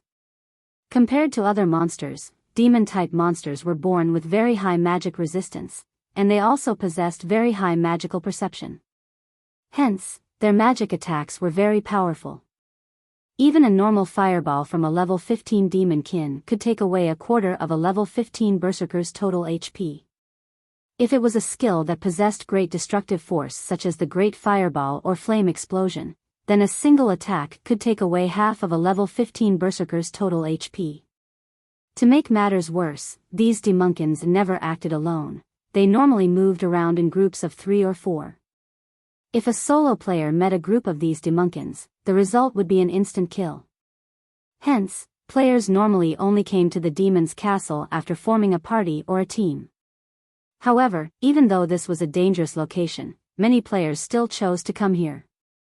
As demons were greedy by nature, they were very fond of money and gemstones. In general, demon-type monsters had a much higher drop rate for money and gemstones than normal monsters. Hence, plenty of players would grind here. A Tier 1 gemstone could sell for roughly 1 silver coin on the market. It was neither too cheap nor too expensive. However, many players were not willing to inlay their equipment with these gemstones. After all, gemstones were one-time use items. They would be gone once inlaid into equipment. Hence, it would be a huge waste to do so if the quality of their equipment was too poor. Generally, players would only choose to inlay gemstones into their equipment if it was of mysterious iron rank or above. However, how many players could actually get their hands on mysterious iron equipment? A majority of the players at this stage of the game were still using bronze equipment. Who would be willing to inlay gemstones into bronze equipment? Normally, players would either sell the gemstones they obtained or exchange them for items to further enhance their own strength. After all, grinding monsters would exhaust a significant amount of their resources with equipment repairs taking up the majority. However, this situation was exactly what Surpass had been hoping for, hence why he had been secretly purchasing gemstones all this time. A Tier 1 gemstone only increased attributes by a trivial amount, they only increased 1 point in specific basic attributes. Even if a player inlaid every piece of equipment they wore with gemstones, they would not see any significant improvement. However, in the case of Tier 2 gemstones, it was an entirely different story. Tier 2 gemstones increased specific attributes by 2 to 3 points. If players could fully inlay all their equipment with Tier 2 gemstones, then they could obtain an additional 20 to 30 attribute points. The difference between the benefits provided by a Tier 1 gemstone and a Tier 2 gemstone was as clear as day. Such an increase was the equivalent of possessing an additional piece of equipment, thus, the prices for Tier 2 gemstones would naturally be high. Although Tier 1 gemstones could only sell for around 1 silver, a Tier 2 gemstone could sell for at least 10 silvers. Also, Shifeng knew of a secret that nobody else knew right now. Tier 1 gemstones could be used to synthesize Tier 2 gemstones. Moreover, only 3 Tier 1 gemstones were needed to do so. In truth, this wasn't any great secret at all. As long as someone managed to clear the 3 great dungeons, the alchemy synthesis system would be unlocked for White River City. Players could then just head to an alchemist to synthesize Tier 2 gemstones. At that time, the prices of Tier 1 gemstones would abruptly soar. They would sell for at least 3 to 4 silvers. For now, however, nobody but Shifeng knew of this secret. Meanwhile, Shifeng had been hoarding Tier 1 gemstones non-stop as he waited for someone to activate the alchemy synthesis system. Once that happened, he could easily earn back double or triple the original cost. However, Shifeng hoped that this time the activation of the alchemy synthesis system would come a little later. That way, he would have more time to hoard even more Tier 1 gemstones. Through the Starstreak trading firm, not only could Shifeng obtain Tier 1 gemstones from White River City, he could also purchase them from 7 other cities. His current acquisition rate was much faster than before he became the manager of the Starstreak trading firm. Naturally, the longer it took for players to clear the 3 great dungeons, the more money he could earn. Guild leader, what did you call me here for all of a sudden? Aqua Rose asked in a confused tone as she arrived at the entrance of the Demon's Castle dungeon. As a 20-man level 15 team dungeon, there were very few guilds that possessed the strength to challenge this place right now. However, even if these guilds did possess the strength to do so, they would not attempt to raid this dungeon. The reason being, they were all held up by the hell mode of the level 10 team dungeons, and also the 3 great dungeons.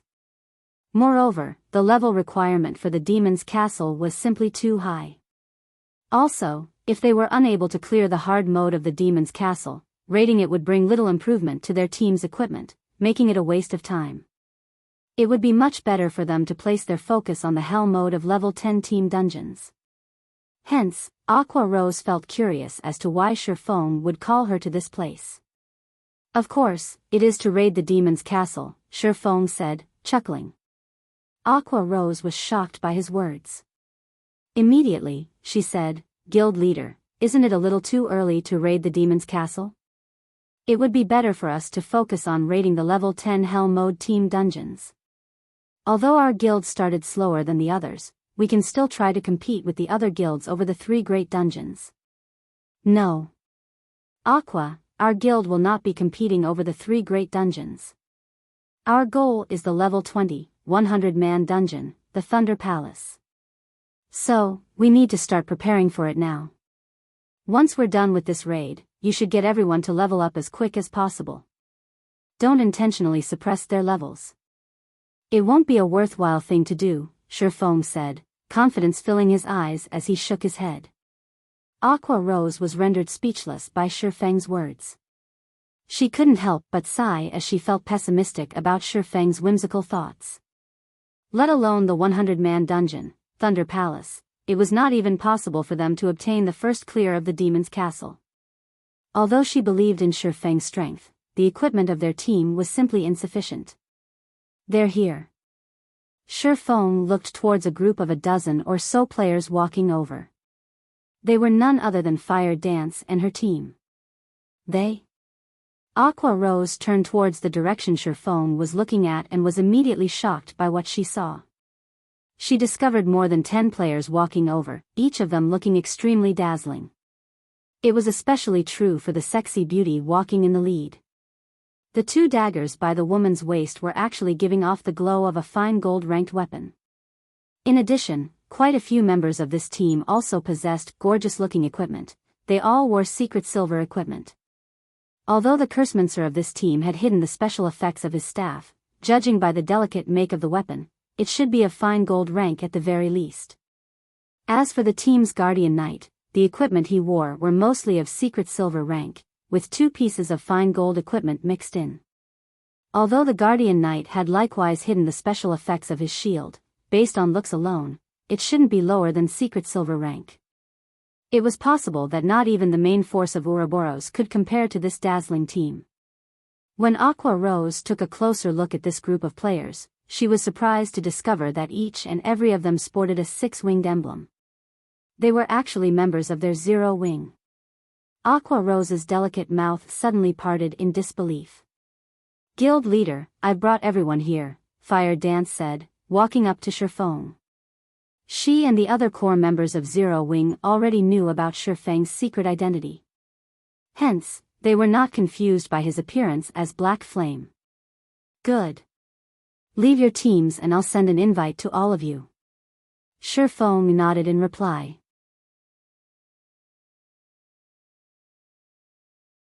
Chapter 262, We Are Very Strong. Aqua Rose was shocked. They are the 8 players at the top of the ranking list? Aqua Rose whispered in silence. Although she did not use any identification skills on these players, aside from the top 8 players, she could think of no other members of 0 Wing that could possibly possess such excellent equipment. Yeah. Shifeng nodded his head. He then started inviting Fire Dance and the others into his team. There were a total of 17 players in Fire Dance's team. Aqua Rose had also brought along a good friend of hers, Icy Fruit. Aqua Rose had chosen her upon Shifeng's request for a healer who was level 15 or above. Shifeng had exactly 20 members in his team now. Of them, 2 were MTs. One of them was the Guardian Knight, Kola, while the other was Yi Wumian, who was a shield warrior. There were also a total of 4 healers in the team. It was a standard composition for a 20-man dungeon raiding team. Just as Shifeng was about to enter the dungeon, another team came walking over to the dungeon's entrance. The members of this team were out of the ordinary. Let alone possessing mysterious iron equipment as their lowest ranked equipment, there were also several of them with secret silver equipment. This was a sight impossible to be found in an independent team. Yet, contrary to expectations, these players were not guild players but independent players. None of them wore a guild emblem on their bodies. War Wolf. Fire Dance said in astonishment when she saw the slim-looking man walking over. Oh. Is it an acquaintance? Whether it was his memory of this life or his past life, Shifeng had no recollection of the man who looked to be the leader of this team. However, if these players were able to come into possession of such quality weapons and equipment, they could definitely be considered an expert team. In theory, they should not be unknown existences. Could they have stopped playing midway in the past? Shifeng inwardly wondered. Hello. We meet again, War Wolf said in greeting, looking at Fire Dance.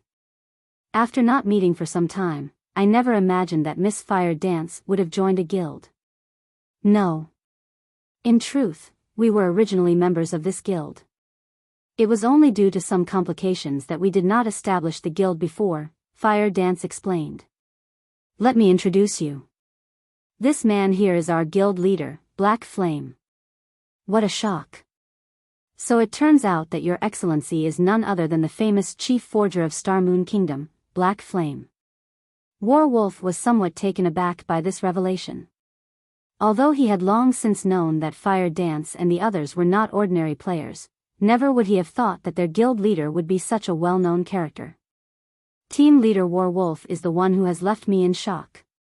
You are actually starting to raid the level 15, 20-man team dungeon already. The teams that are capable of diving into the demon's castle at this time definitely belong to the apex of White River City. Although Shifeng had never heard of War Wolf before, a person capable of leading such a team definitely would not be a mediocre person. Shifeng suddenly had the urge to recruit this team of players. Fortunately, we are only an independent team, and it's impossible for us to compete with those guilds over the first clear of the 3 great dungeons. So, we can only choose to come here. Since guild leader Black Flame has something to do, we won't continue bothering you. War Wolf did not possess any good feelings towards guilds, so he immediately brought his team into the dungeon after speaking a few perfunctory words. This person's attitude is really weird. The previous time we met, he was welcoming when he spoke to us. Now, he only said a few words before taking his leave. Isn't this change in attitude a little too much? Blackie said in an unhappy tone. He probably doesn't like guilds too much. Shifeng revealed a helpless smile as he looked at Wolf entering the dungeon. There were all kinds of people in God's domain, and naturally, there were bound to be some who disliked guilds. After all, most guilds usually acted in an overbearing manner.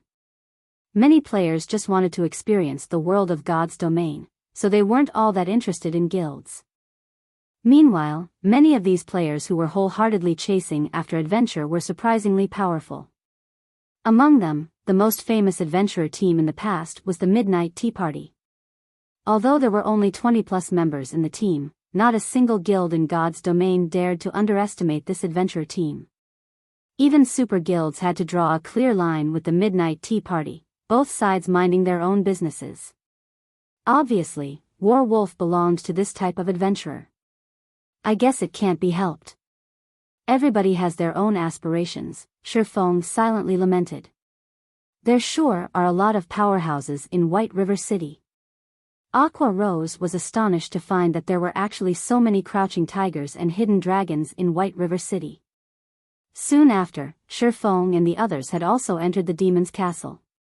However, Shifeng had chosen a different difficulty from Wolf's teams. Hell Mode, a difficulty that made all players pale when they talked about it. Yet, Shifeng had chosen it without much thought. Aqua Rose was momentarily rendered speechless. She couldn't stand it anymore. Shifeng was always taking unconventional actions. This was the hell mode of a 20-man team dungeon. At the very least, they should have started with normal mode to familiarize themselves with the dungeon. They could then start accumulating better equipment from hard mode, before finally challenging hell mode. However, Shifeng had started with hell mode right from the very beginning. Just what did he think of a hell mode dungeon? Even if they had powerful experts in their team, they couldn't just be so reckless. Did Shifeng forget the fact that almost half of the members in this team still didn't possess particularly good equipment? Meanwhile, these players in question were none other than the 5 demon generals and the 4 experts from Greenleaf Workshop. Although they had already reached level 15, and were also fully geared in mysterious iron equipment, they were still far from reaching the requirement to raid the hell mode of the demon's castle. Hence, these 9 players reacted with panic when they realized Shifeng's decision. As this was hell mode, the monsters inside the castle all received an upgrade. Even the normal elite monsters could cause one to tremble. Meanwhile, such monsters were wandering around in groups inside the castle corridors. Demon Maid, Elite Rank. Level 15. HP 80,000/80,000. Good at magical attacks, particularly fire-type damage. Demon Butler, Elite Rank. Level 15. HP 100,000/100,000. Good at melee attacks. Of these 2 types of monsters, the Demon Butlers were more difficult to deal with, as they would ignore aggro when they used charge. In addition, when their charge connected, they would also inflict a debuff called Blood Curse, causing players to continuously lose HP. Also, due to this being hell mode, the debuff was further strengthened. When afflicted with this enhanced Blood Curse, players would lose 300 HP every 3 seconds, and receive 10% additional magic damage for 30 seconds. The debuff was also stackable up to 10 times. To make matters worse, demonic beings were born with high magic resistance, making them extremely difficult to deal with. Alright, Cola, go pull some monsters. Yi Wumian, you'll act as support for Cola. Healers, pay attention to the MT's HP and remember to cast Dispel when necessary. As for everyone else, just focus on your damage output, Shifeng instructed casually. Guild leader, I suggest that we should take things slowly. After all, this is a hell mode dungeon, not a normal mode. Even if Cola's equipment is excellent, we still can't act so recklessly. Aqua Rose was close to collapsing from Shifeng's carefree attitude. It's okay, Shifeng said, smiling. We are very strong. Shifeng had a clear grasp on the strength of this team, hence his carefree and confident attitude. Kola was currently level 18, and with the Arclight Guard equipped, his HP had already reached 3,340 points. His defense was even a frightening 2,300 points. In terms of attributes, not a single MT within White River City could match him. The elite monsters inside the dungeon were only at level 15. With 3 levels of suppression, these monsters could hardly harm Kola at all. Meanwhile, Kola did not hesitate in carrying out Shifeng's orders. Immediately, he rushed at a group of monsters, raising his shield and throwing it at them. In a blink of an eye, the shield struck 5 elite monsters, causing over 300 damage and placing a silenced effect on each of the monsters, preventing them from using magic for 6 seconds. Shortly after, the shield returned to Kola's hands. Before coming to this dungeon, Kola had experienced luring over 100 level 25 monsters. Of them, there had been no lack of elite monsters. Compared to those times, the few elites before him were hardly worth mentioning. These demonic monsters simply had slightly higher HP and slightly more powerful skills. All of you, come over. Kola executed Justice Roar, compelling monsters within a fixed range to attack only him. Letting out angry roars, the demon maids at a distance had no choice but to attack Kola. As if he had transformed into a steel wall, Kola fully blocked the charge of the 3 demon butlers and 4 demon maids. Kola then used the group aggro skill Devotion. As the sacred aura provided by the skill dealt holy damage, it inflicted amplified damage on the 7 demons. Every second, the 7 demons would receive 200 holy damage. Before long, the aggro Kola had on these monsters was unshakably stable. On the other hand, the demon butlers only dealt around -240 damage with each of their attacks, while the demon maids dealt around -400 damage with their magical attacks. However, Kola managed to dodge the majority of these attacks by utilizing his nimble footwork, greatly reducing the damage he received. As a result, only Violet Cloud was actually required to maintain Kola's HP above a safe threshold. Meanwhile, the other healers and Yi Wumian could only watch helplessly on the sidelines. No way. Aqua Rose's delicate body trembled slightly. Currently, the excitement she felt could no longer be described with words.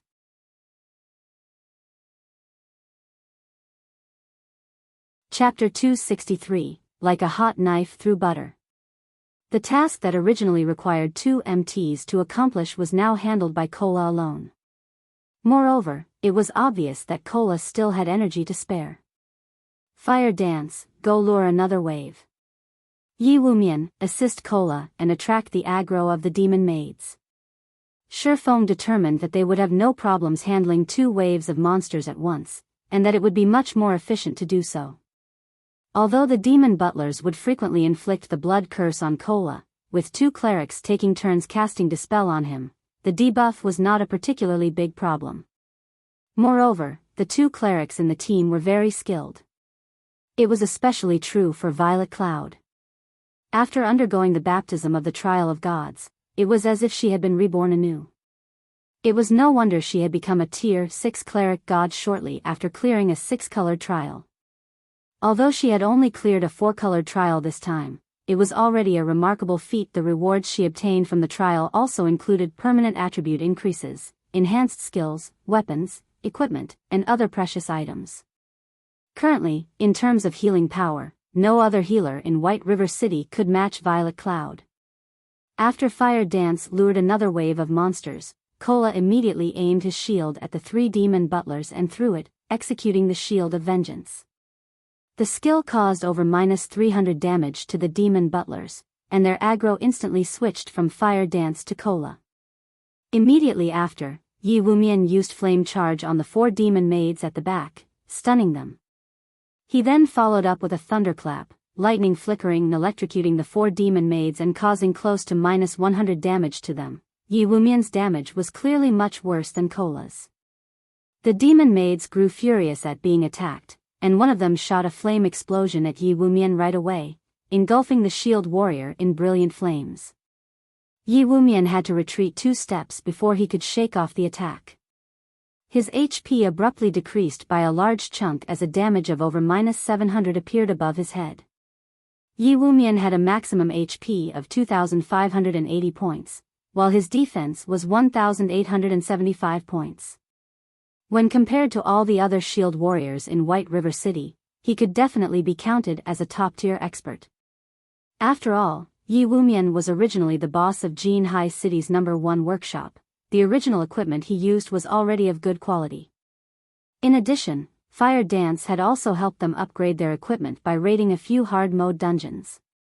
Currently, most of Yi Wumian's equipment were of Mysterious Iron rank, while 3 were of Secret Silver rank. The items that were of Secret Silver rank were his shield, breastplate, and leg guards. Yet, even with such equipment, his attributes were still far from being comparable to Cola's. Strong. When Aqua Rose witnessed the difference between Cola and Yi Wumian, she could not help but look at Cola, who was handling 10 monsters simultaneously, in shock. Before, when Aqua Rose watched how effortlessly Cola had lured and tanked the monsters, she had even believed for a second that they were not actually in a 20-man hell mode dungeon. However, now that she had witnessed Yi Wumian tanking, she immediately woke up from her stupor. This was indeed hell mode. Cola was simply too powerful, making the monsters look weak instead. It was no wonder Feng was confident enough to challenge the hell mode of the demon's castle right away. With such a powerful MT, it was not impossible for them to start from hell mode. Healers, prioritize healing Yi Wumian. Everyone else, focus your attacks and kill the demon maids first. Feng immediately rushed into the fray after saying so, aiming for one of the demon maids. Leave it to me. Blackie said excitedly. It was finally his turn to display his strength. He then waved his epic-ranked staff, Mavis's Guard, sending a bombardment of spells at the demon maids. Blackie's firepower spoke for itself. Each one of his dark arrows caused -964 damage to the monsters, and critical hits caused -2,106 damage. If the effect of his staff, Spear of Light, triggered, he could also deal around -800 additional damage. Blackie then used Hell Flame, dealing over -1,000 damage every second to all targets within a 10-yard radius of the targeted location. If demons did not possess high magic resistance, the damage of this spell would have been even higher. Compared to Blackie, Aqua Rose's damage as an elementalist was much weaker. Every time she used Flame Explosion or Chain Explosion, she could only deal -670 damage or so. Aqua Rose felt slightly depressed at this scene. After all, she used to be an honorary elder of Twilight Echo, yet her damage was actually lower than Blackie's by over 300 points. However, Aqua Rose did not know that Blackie held an epic-ranked staff in his hands. If she were to find out about it, she would definitely jump in shock. As for the other mages in the team, the damage they dealt was all above -500 or so. As for the melee players, Fire Dance stood out the most. Although she only dealt around -280 damage with her normal attacks and her skills dealt around -460 damage, her attack speed with the 2 daggers was extremely fast. When she attacked a demon maid, not only was the demon maid unable to use any spells, its HP also madly decreased. After Fire Dance accumulated 8 stars worth of energy, she immediately used Eviscerate on the demon maid, dealing over -2,400 damage to the monster.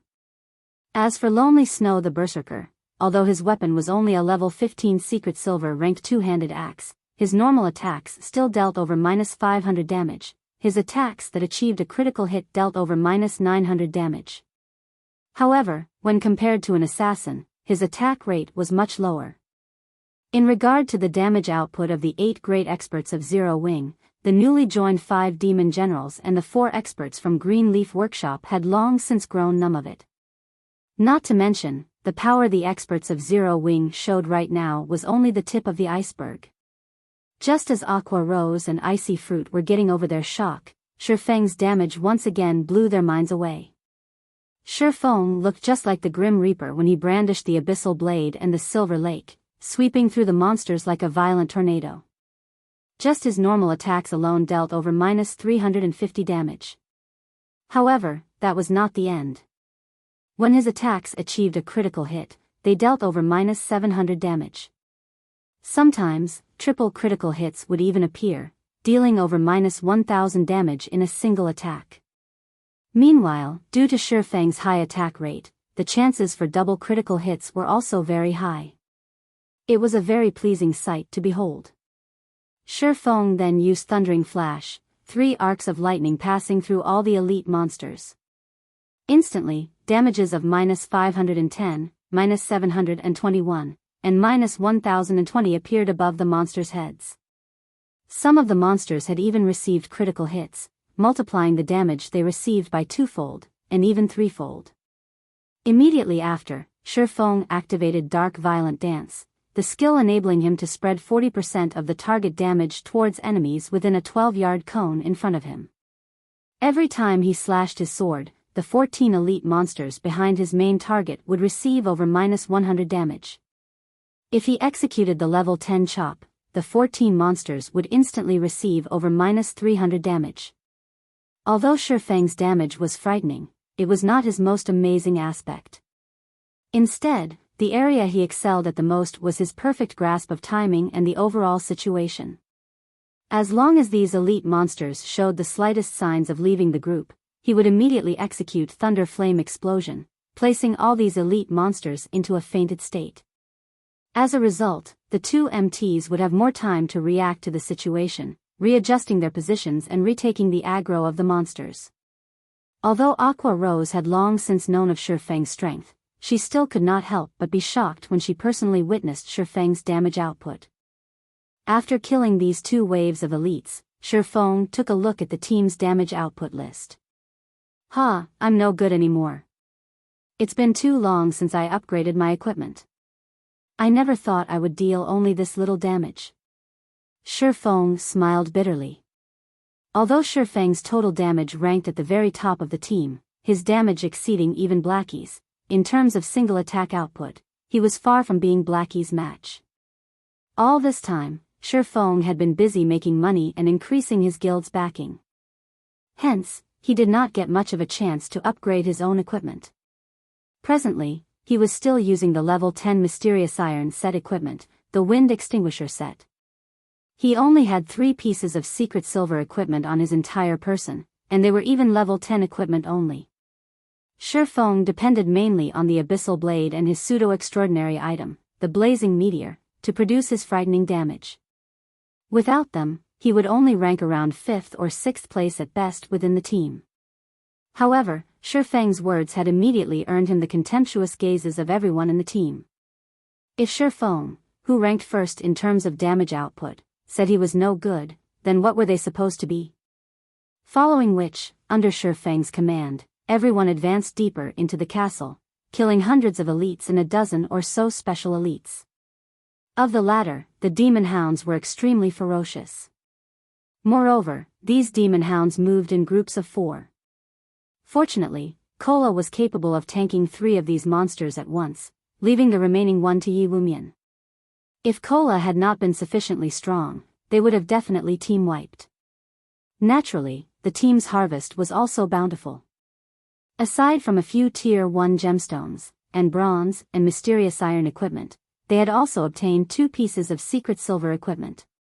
One of them was a cloth armor chest piece for elementalists, which was promptly distributed to Aqua Rose. The other item was cloth armor shoes for clerics. As Violet Cloud already had excellent equipment, she had no need for the shoes at all. Hence, the equipment was given to the other cleric in the team, Icy Fruit. The profits of a 20-man Hell Mode team dungeon is truly high. We have obtained so many mysterious iron equipment just from the elite monsters. The special elites even drop secret silver equipment, Aqua Rose exclaimed. Just the harvest they reaped from arriving at the first boss was already comparable to the harvest of raiding a hard mode team dungeon. If they could kill 1 or 2 bosses this time, they would definitely make a huge profit. It's still too early to get excited. Save your joy for after we finish raiding this boss before us. Shifeng's pupils contracted, focusing his gaze towards the center of the arena. A tall heavy-armored knight with bloodshot eyes stood there, an aura of bloodthirst surrounding it. Knight Captain Justin Freed, demonic being, Lord rank. Level 16. HP 880000/880000.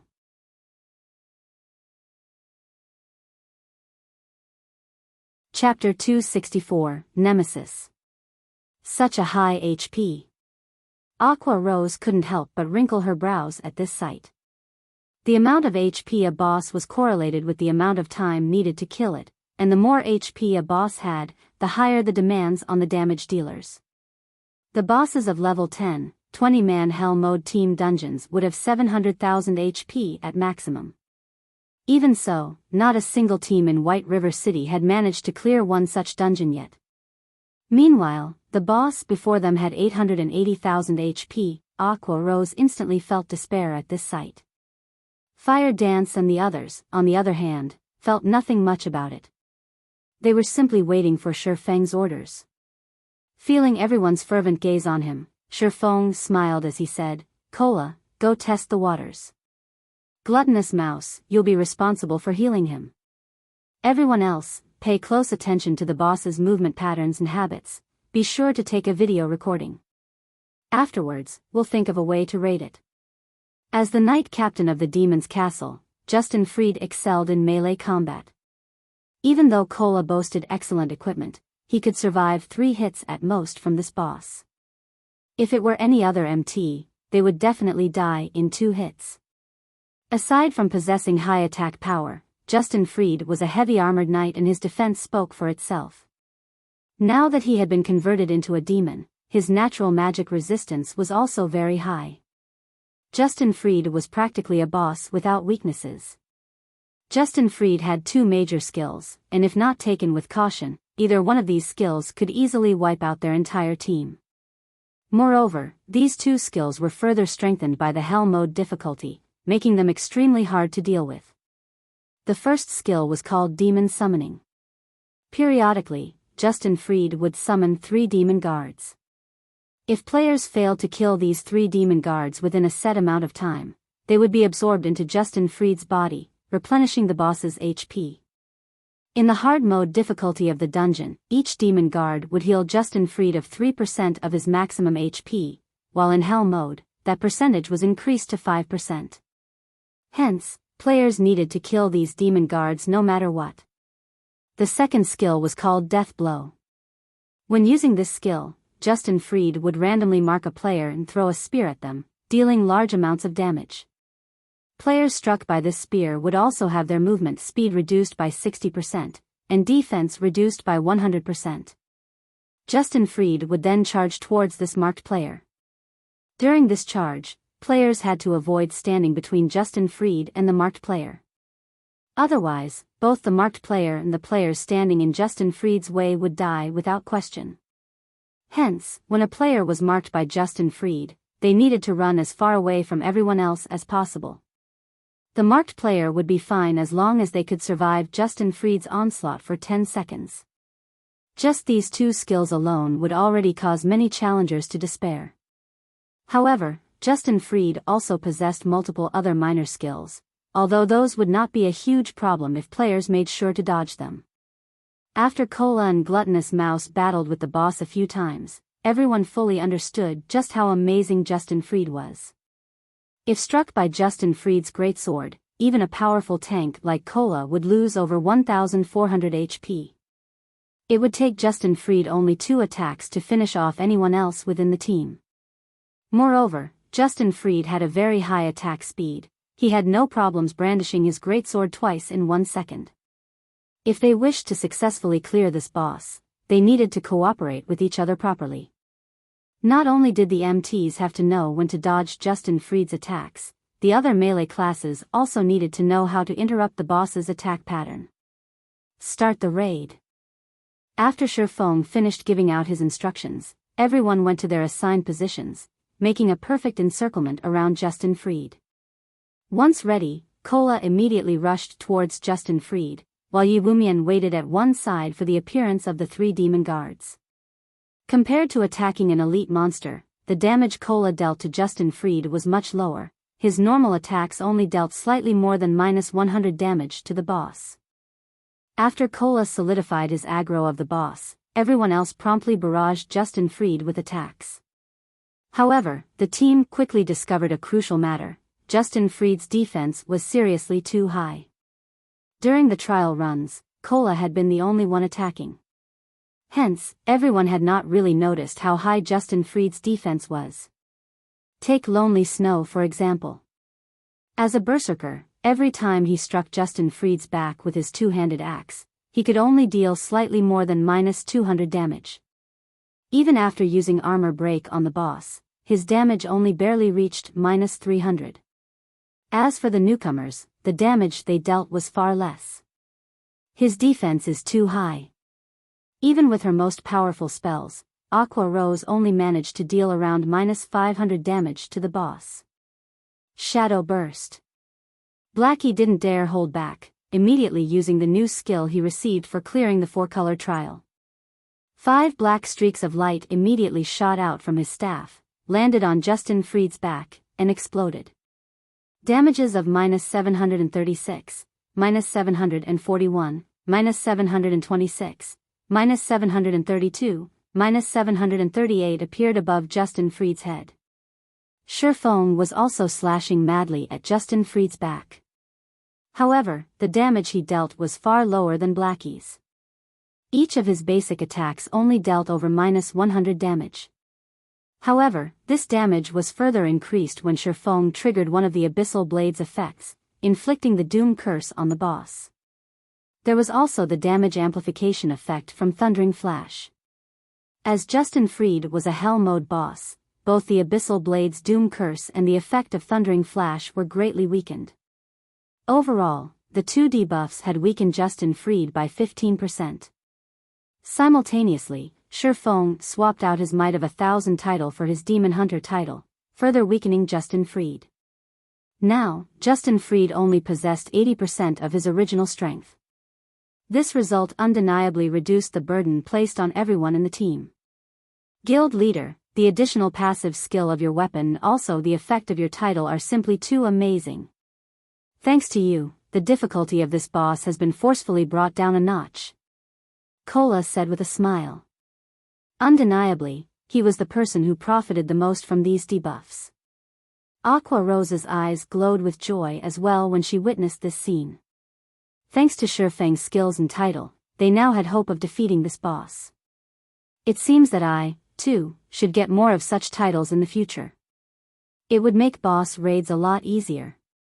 Aqua Rose looked at Shifeng's title in envy. However, she knew it would be very difficult to obtain such a title.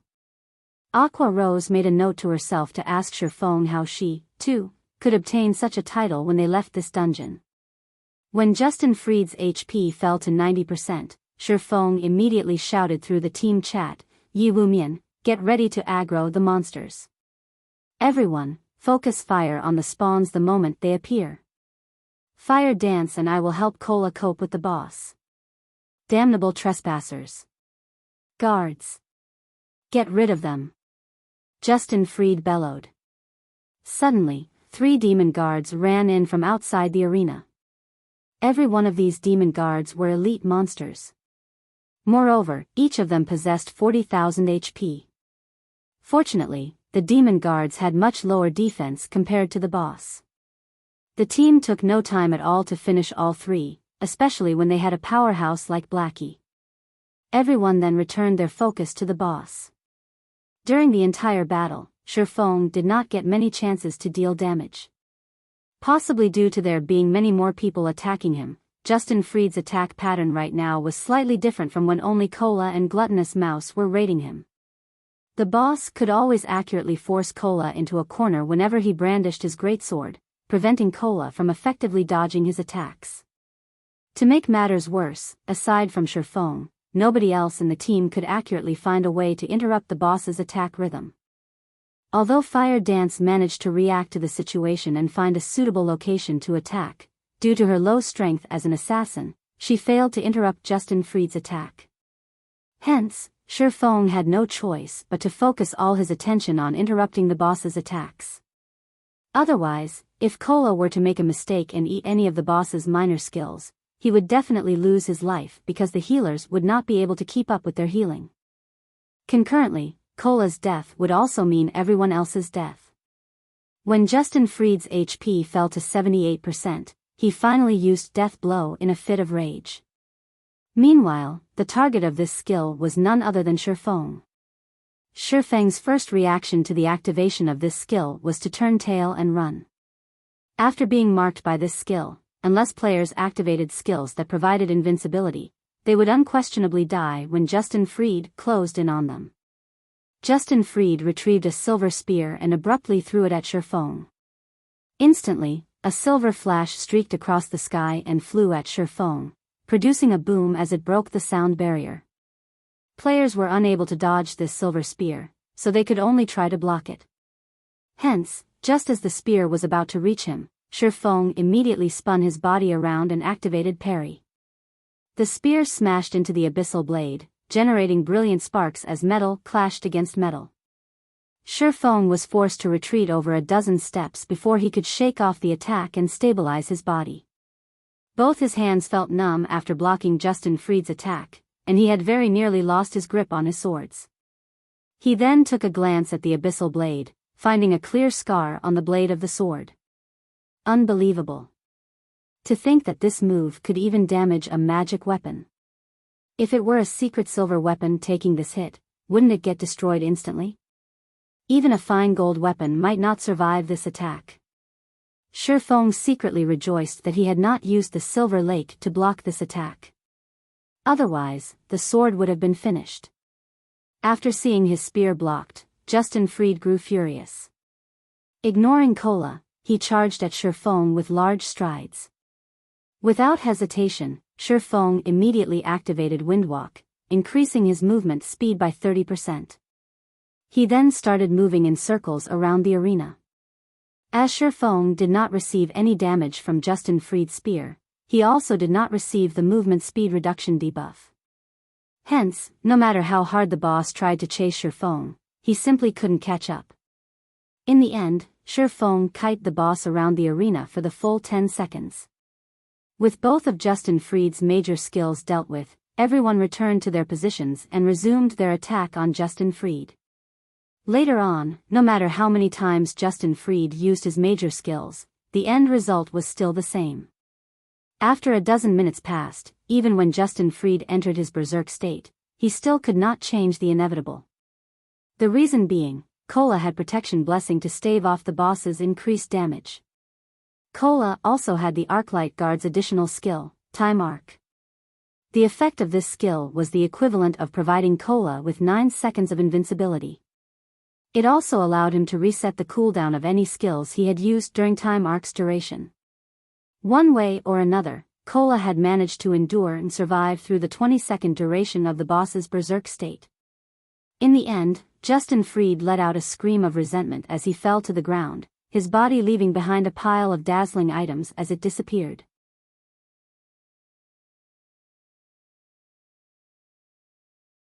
Chapter 265, Dark Knight Gaia.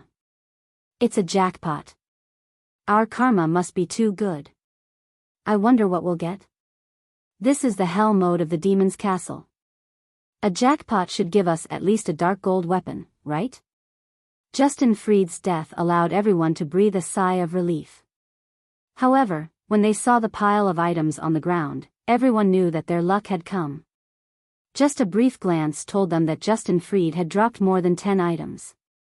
It was an obvious sign that this was one of those rare karmic jackpots.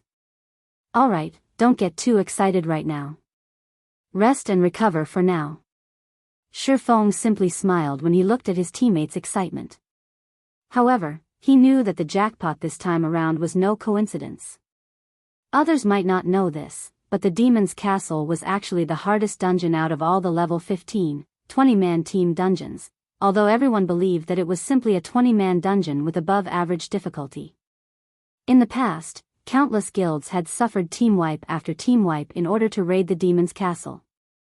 According to Shi Feng's understanding, the bosses of every Hell Mode team dungeon that possessed the highest difficulty out of all Hell Mode team dungeons of the same level would always yield a jackpot when it was being raided for the first time. This was a reward by the system for pioneering the team dungeon with the highest difficulty. While Shi Feng was counting up the loot from Justin Freed, a group of players revived at the entrance of the demon's castle. Boss, that Justin Freed's defense and attack are simply too high. Compared to a level 10 dungeon, the demon's castle is far more difficult. Moreover, this is only the normal mode dungeon. Even a powerful MT like yourself could not survive 3 hits from the first boss. I don't think there's any way we can raid this dungeon right now, a druid said. It seems that 2 MTs are required for this boss, to share the damage. We can just let a ranger kite the 3 summon monsters. After experiencing a battle with Justin Freed, Warwolf fully realized just how powerful the boss was. Every time Justin Freed attacked, Warwolf would be forced into a corner and prevented from dodging. He had no choice but to take the full brunt of the boss's attack. If he only had to endure Justin Freed's basic attacks, Warwolf was confident he could make do with the heals he received. However, one of Justin Freed's minor skills, Thousand Sweep, dealt at least minus 1000 damage to all targets within an 8-yard radius. Meanwhile, the activation time for this skill was practically instantaneous, so Warwolf had no chance at dodging it. When Warwolf ate this minor skill in addition to a basic attack, he would instantly lose at least 2000 HP. Only with all 4 healers in the team focusing their heals on him could they barely manage to get his HP back up to a safe level before Justin Freed's next attack connected. However, shortly after, the boss summoned 3 demon guards. Once the healers spread their focus to the other members of the team, Warwolf was promptly slain by Justin Freed. The end result? A team wipe. As Warwolf's team was about to enter the demon's castle for the second time, Shi Feng had already started distributing the loot. The jackpot this time had yielded 11 weapons and equipment in total.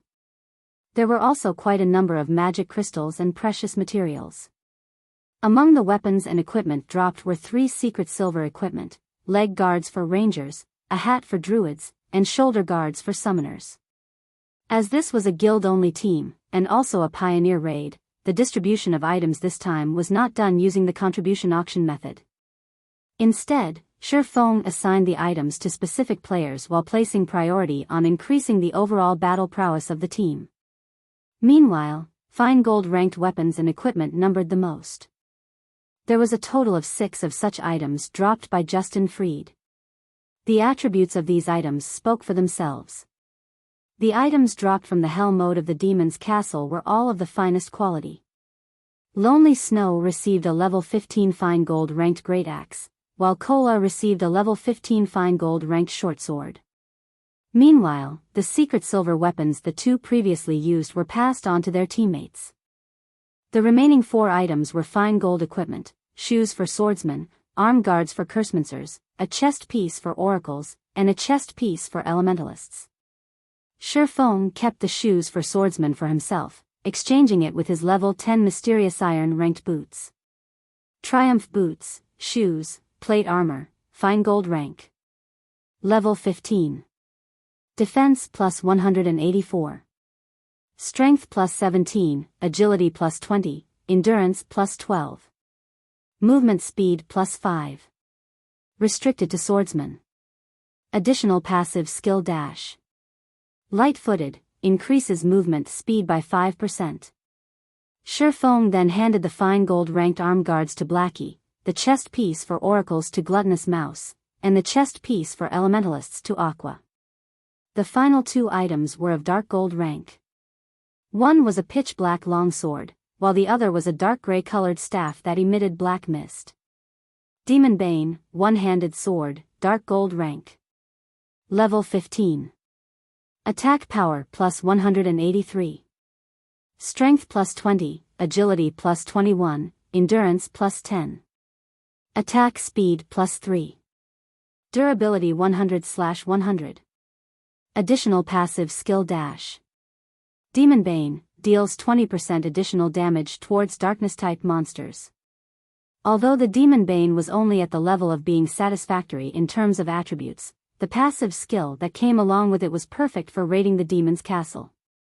Shifeng just happened to be able to replace his level 10 dark gold weapon, the Silver Lake. Although the Silver Lake was a personal exclusive weapon, in terms of attributes and attack power, it was much weaker than the level 15 Demon Bane. The reason being, there would be a huge increase in the performance of weapons and equipment every 5 levels. Moreover, when taking into consideration the convenience of the upcoming battles, Shifeng had even more reason to exchange the Silver Lake for the Demon Bane. As for the dark gold ranked staff, it was also of extremely good quality. Black Mist Staff, Two-Handed Staff, dark gold rank. Level 15. Equipment requirement, Strength 40, Intelligence 60. Attack power plus 154. Intelligence plus 42, Vitality plus 28, Endurance plus 33. Chanting speed plus 6. Durability 100/100. Elemental spell damage increased by 10%. Elemental spells have 18% chance to achieve a critical hit. Ignore levels plus 3. Cast range plus 2. Elemental spell levels plus 1. Restricted to Elementalist. Wow! The attributes on this staff are insane. It's practically tailored for Elementalists. Even though Blackie already had an epic ranked staff, he still couldn't help but exclaim when he saw the attributes on this staff. The eyes of the 2 Elementalists in the team immediately glowed upon seeing the attributes of this staff. This staff will go to Aqua. Shifeng handed the staff over to Aqua Rose without hesitation. Although Taciturn Goose, who was one of the newly recruited 5 demon generals, was also an elementalist, Aqua Rose was the vice leader of the guild. It would not look well if the vice leader of the guild continued using only a secret silver ranked staff. Moreover, Aqua Rose's techniques and strength was far above Taciturn Goose's, and she would be able to display the staff's true power better. For me? Although Aqua Rose indeed liked this Black Mist staff very much, she had only recently joined the guild. She would feel very awkward if she were to receive such an amazing staff so quickly. Take it. You're the vice leader of our guild. We can't have other guilds looking down on Zero Wing now, can we? Shifeng said, a grin on his face. That's right, vice leader. Our guild is acknowledged as one of the 6 major guilds right now. If the other guilds were to find out that our vice leader was still using a secret silver ranked staff, they would definitely make fun of us. Blackie said. Alright, then. I'll take it. Aqua Rose felt that their words were logical. As one of the top management of the guild, every action she took affected the guild's reputation. If others were to discover her poor quality equipment, although they might not outright slander them with insults, they would definitely look down on Zero Wing. It would make others think that Zero Wing was not as good as it seemed to be. After equipping this exquisite staff, Aqua Rose suddenly felt the responsibilities placed upon on her shoulders growing heavier. Following which, after everyone was rested, they resumed advancing towards the heart of the demon's castle. Due to the jackpot from Justin Freed, the team's overall strength was greatly increased. They had a much easier time now when they fought against the elites and special elites, and very quickly, they arrived at the main hall of the demon's castle. The final boss, the Dark Knight Gaia, sat high above on the throne inside the hall. The moment everyone set foot inside the hall, the atmosphere of the room suddenly changed, and even the air started feeling heavy. Everyone in the team sucked in a mouthful of cold breath at the scene inside the hall. This is a joke, right? Blackie looked at the throne in the distance, his mouth gaping wide open in shock. What is going on here? Why are there 2 more bosses with Dark Knight Gaia? Astonished, Shifeng stared at the 2 beauties standing beside the throne. The 2 beauties had a pair of pitch-black wings on their backs, and both of them were giving off an imposing aura that was no weaker than Dark Knight Gaia's.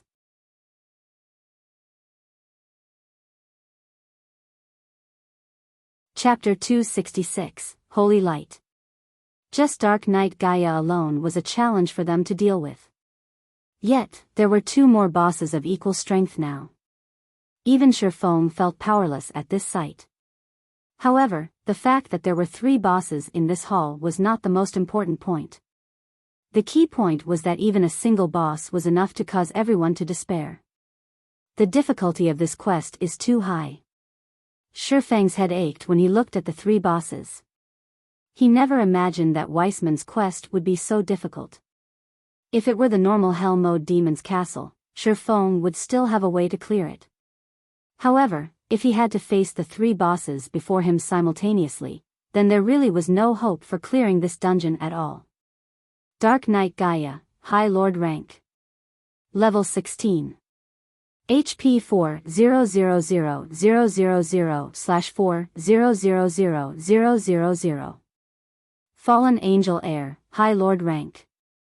Level 16. HP 36000/3600000. Fallen Angel Lara, High Lord rank. Level 16. HP 36000/3600000. Not only did the quest increase the number of bosses, it had also greatly increased their strength.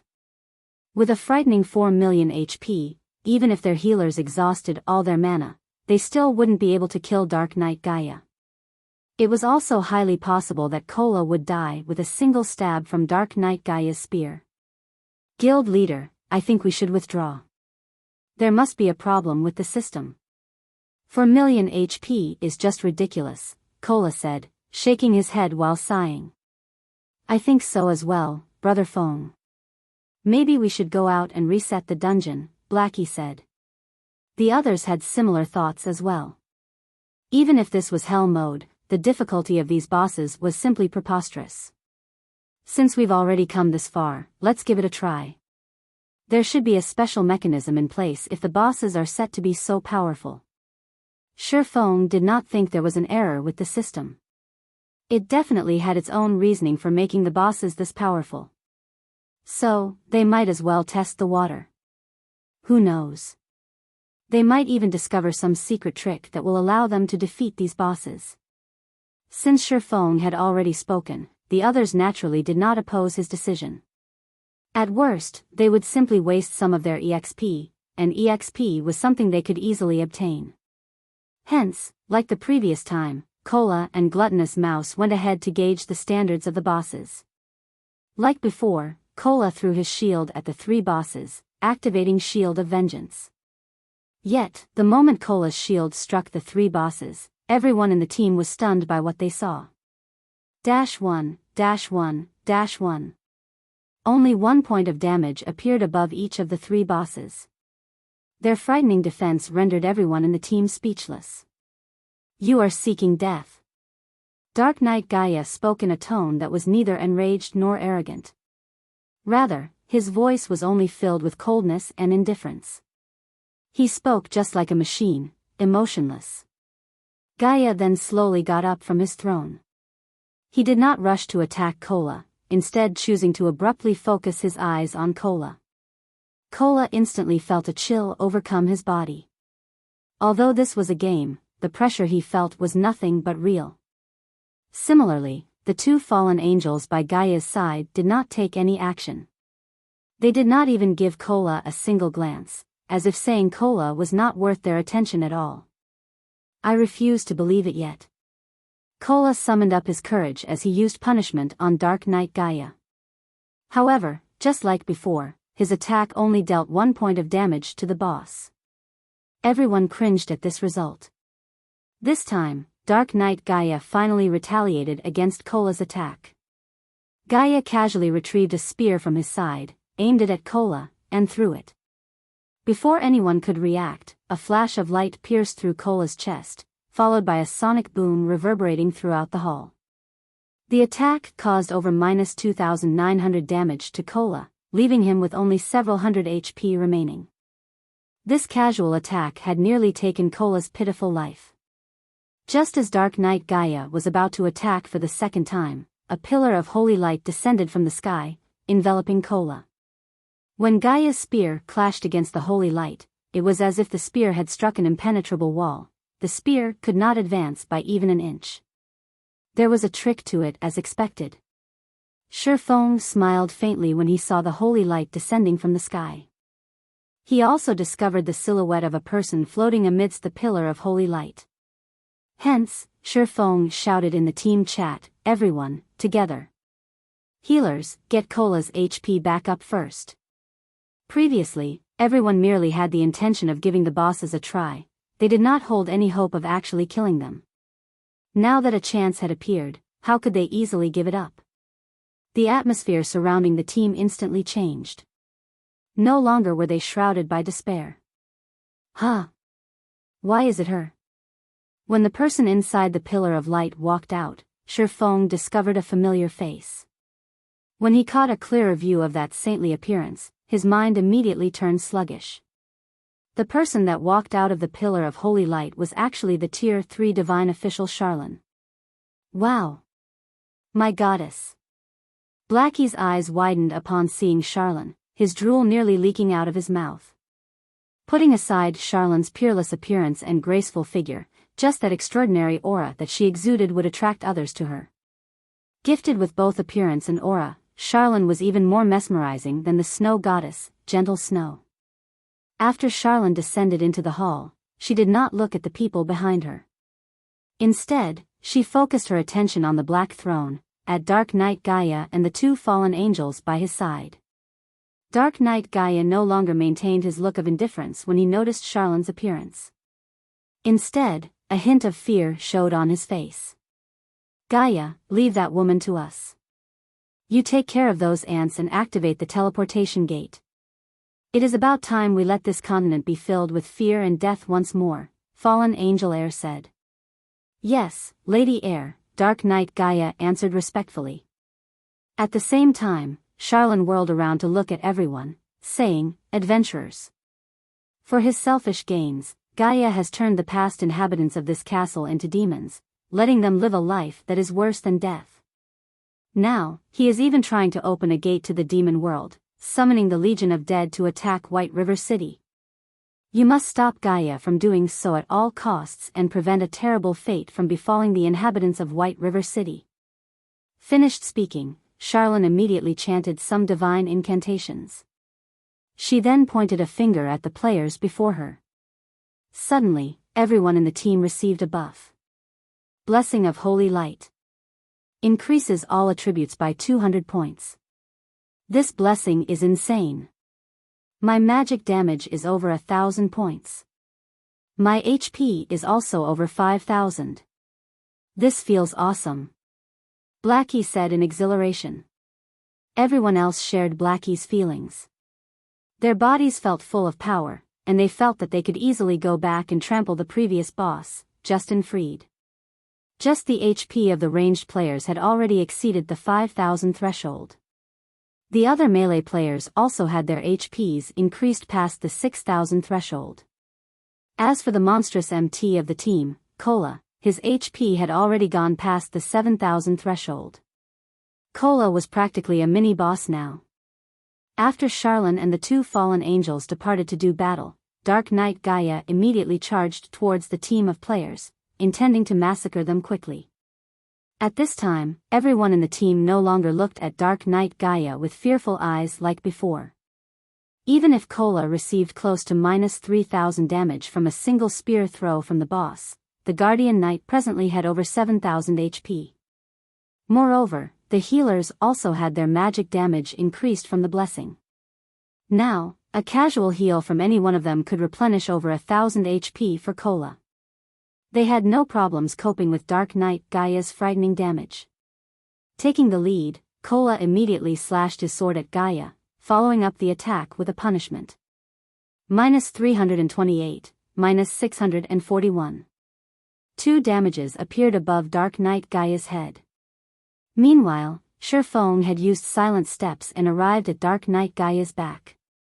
Executing Chop, he slashed his sword down at Gaia's neck, immediately causing more than -1,200 damage to the boss. His follow-up normal attacks also caused around -600 damage. However, compared to physical damage classes, the mages had a much greater improvement. Each of Blackie's dark arrows caused over -2,000 damage to the boss, over -4,000 damage if it was a critical hit. As for Aqua Rose, her flame explosion dealt over -1,500 damage to the boss. The other mages in the team could also deal over -1,200 damage with each of their attacks, which was very impressive. On the other hand, Dark Knight Gaia's damage towards Cola was slightly reduced. Each of his attacks only dealt slightly over -2,400 damage to Cola now. One side was strengthened, while the other, weakened. Even if Dark Knight Gaia had 4 million HP, everyone still felt confident of defeating him. As Dark Knight Gaia's HP continuously fell, his attack rate also grew fiercer, and the damage he dealt also became greater. From the initial -2,400 damage, Cola now received around -2,700 from each of Gaia's attacks.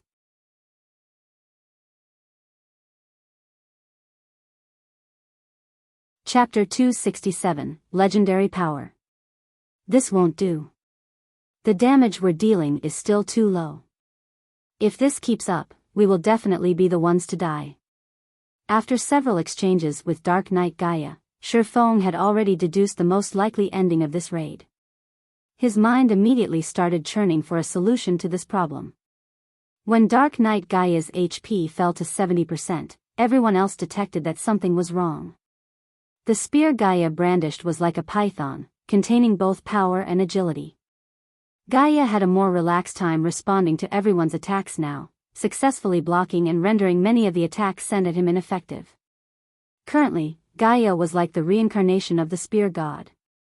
Dark Knight Gaia abruptly swept his spear in a circle, sending Shifeng and the others, who were attacking his back, flying. Shifeng reacted quickly and used parry without hesitation, preventing any harm from reaching him. Unfortunately, everyone else in the team was not as quick to react. As a result, each of them received over -2,000 damage from the attack, suddenly increasing the burden placed on the healers. Meanwhile, the main target of Dark Knight Gaia's attack, Cola, had to retreat a handful of steps before stabilizing his body.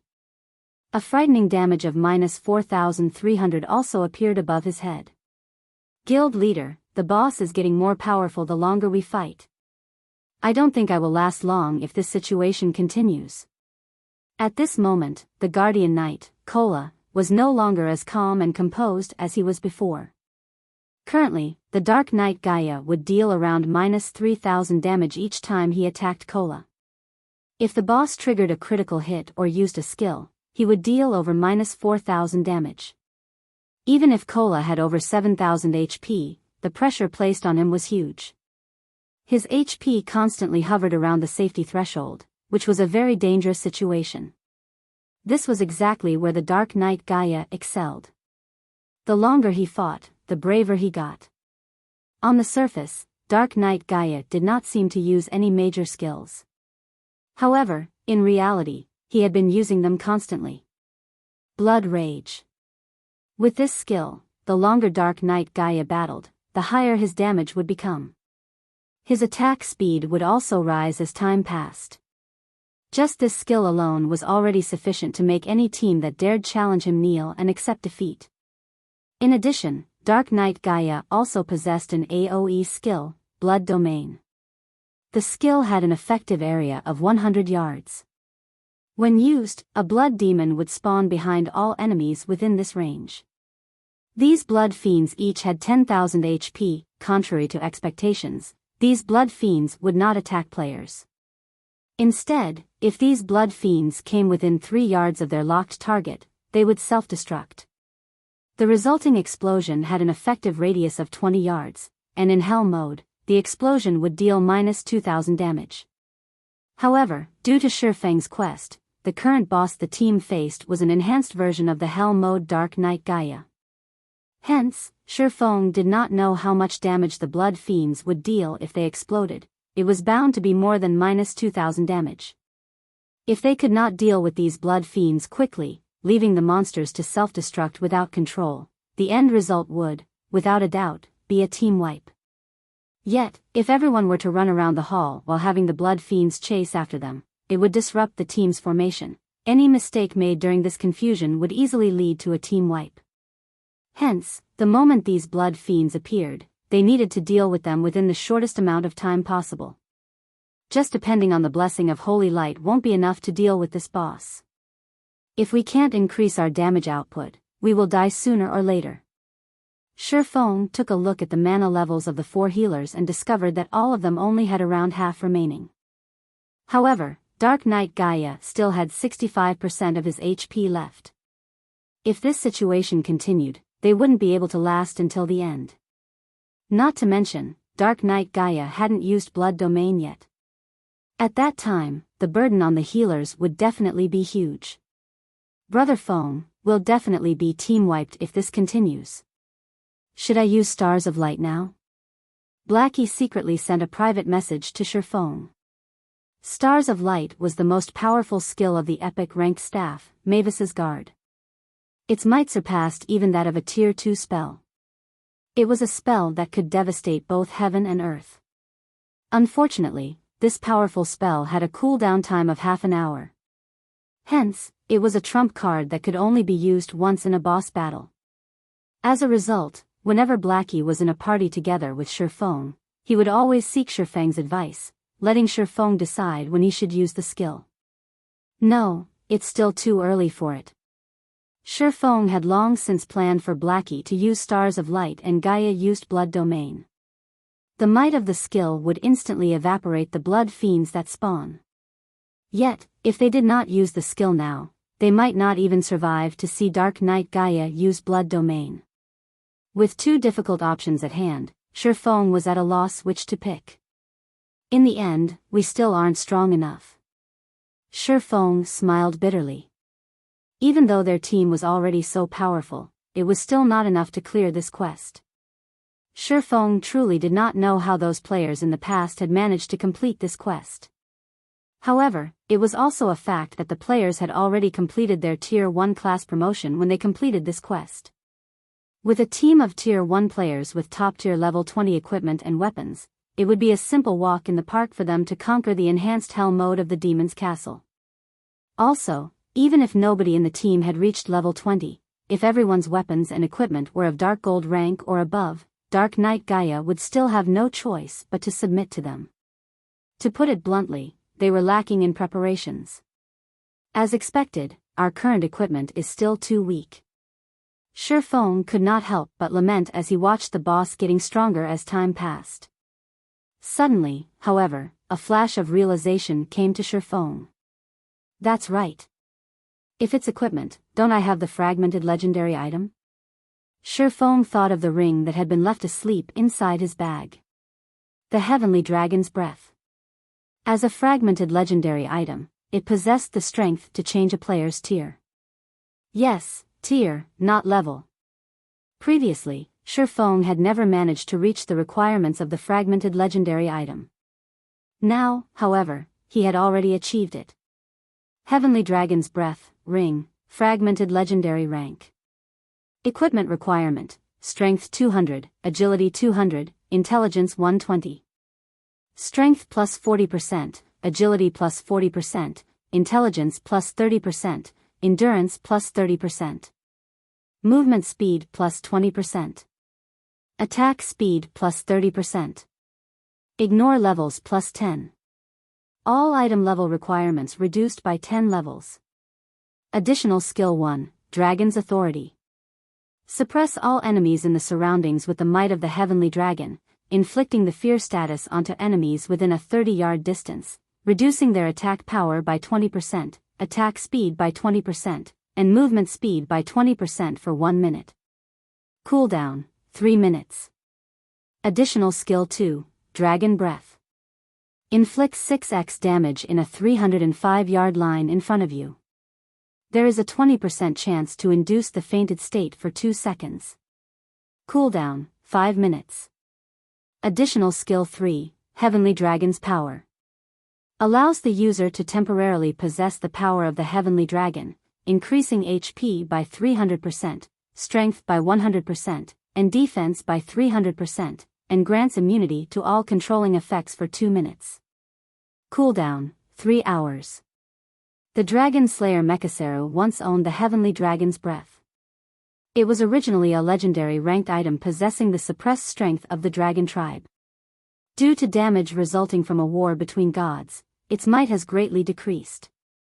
However, the Heavenly Dragon's Breath possesses an incomparably strong magic power and possesses the potential to restore itself. Its past glory may be restored with 3 magic stars and 1 dragon's heart. Current restoration, 0/4. Blessing of Holy Light. Increases all attributes by 200 points.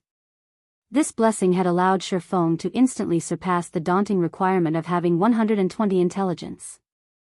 Without wasting any more time, Shifeng immediately retrieved the Heavenly Dragon's Breath from his bag. The instant he wore the ring, he immediately felt it transmit a boundless power into his body. Not even the blessing of Holy Light could compare to this power. Good. The raid officially starts, now.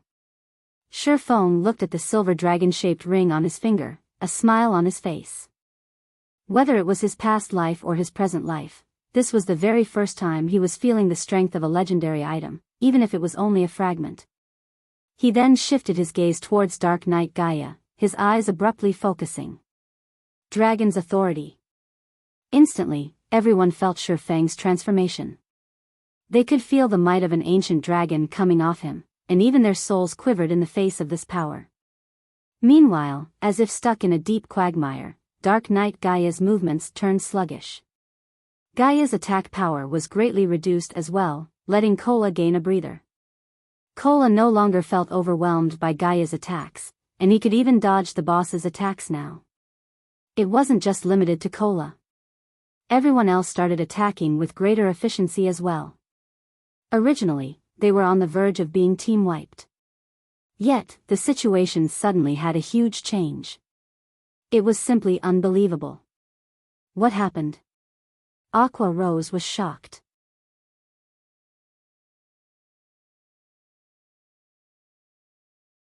Chapter 268, Everything is Insubstantial.